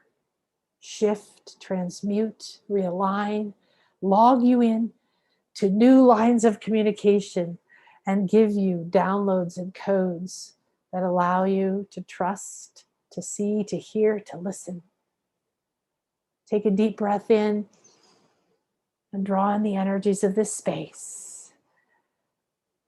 And say, I am that I am, and I accept that I am, and I accept these gifts, and I honor and respect these gifts.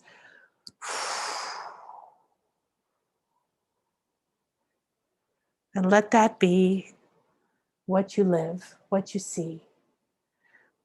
We give great thanks for all of these energies in this space, for Donna-Marie and Rhys, and for each person here, for all of the guides in the Light Body Council, for all of Gaia and Merlin and Thoth, for Kuan Yin and Buddha. We give thanks to Koku Khan and the dolphins and the elementals and the directions and the crystal kingdoms and the nature spirits. We give thanks to the celestials and to the master teachers and the ascended masters. And we give great thanks to all of the energies that are here for the highest good, the purest path, the most beautiful alignment. Thank you, thank you, thank you. May this circle and this space be open yet unbroken as we each come back into our space and our body, into this moment, a new person, a new vibration, transmutation happening, feeding and nurturing going on, purifying and opening and awakening. All you have asked has been granted. Look for it, accept it, flow with it. With every step and every breath, take that step with your heart. Take that step with the silver ray. Drink it in. Remember, there's a solution to anything. You are here on a fully funded mission, and there is nothing that you don't have an answer to. But let go of those expectations, because there's so much better ready and waiting for you.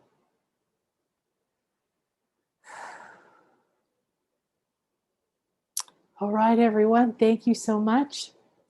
Beautiful blessings. Have a wonderful day. I will see you again tomorrow with the fabulous Lou Matson. And it'll be time to take everything we did today and take your awakening to a new level. And no more apologize, no more validate, no more judge, no more compare yourself, because it is time for you to glow and to be. Thanks, everybody. Namaste. Bye-bye.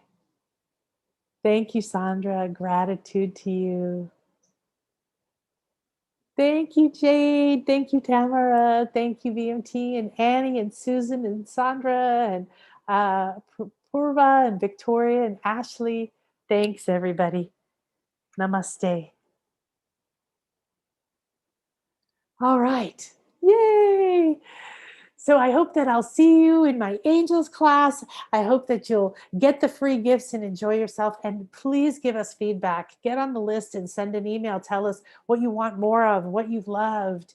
Let me give the feedback to the speakers, and let me tailor what we're doing to help to serve this greater good. Thanks, everybody. Mwah. I think I just stopped the recording. All right.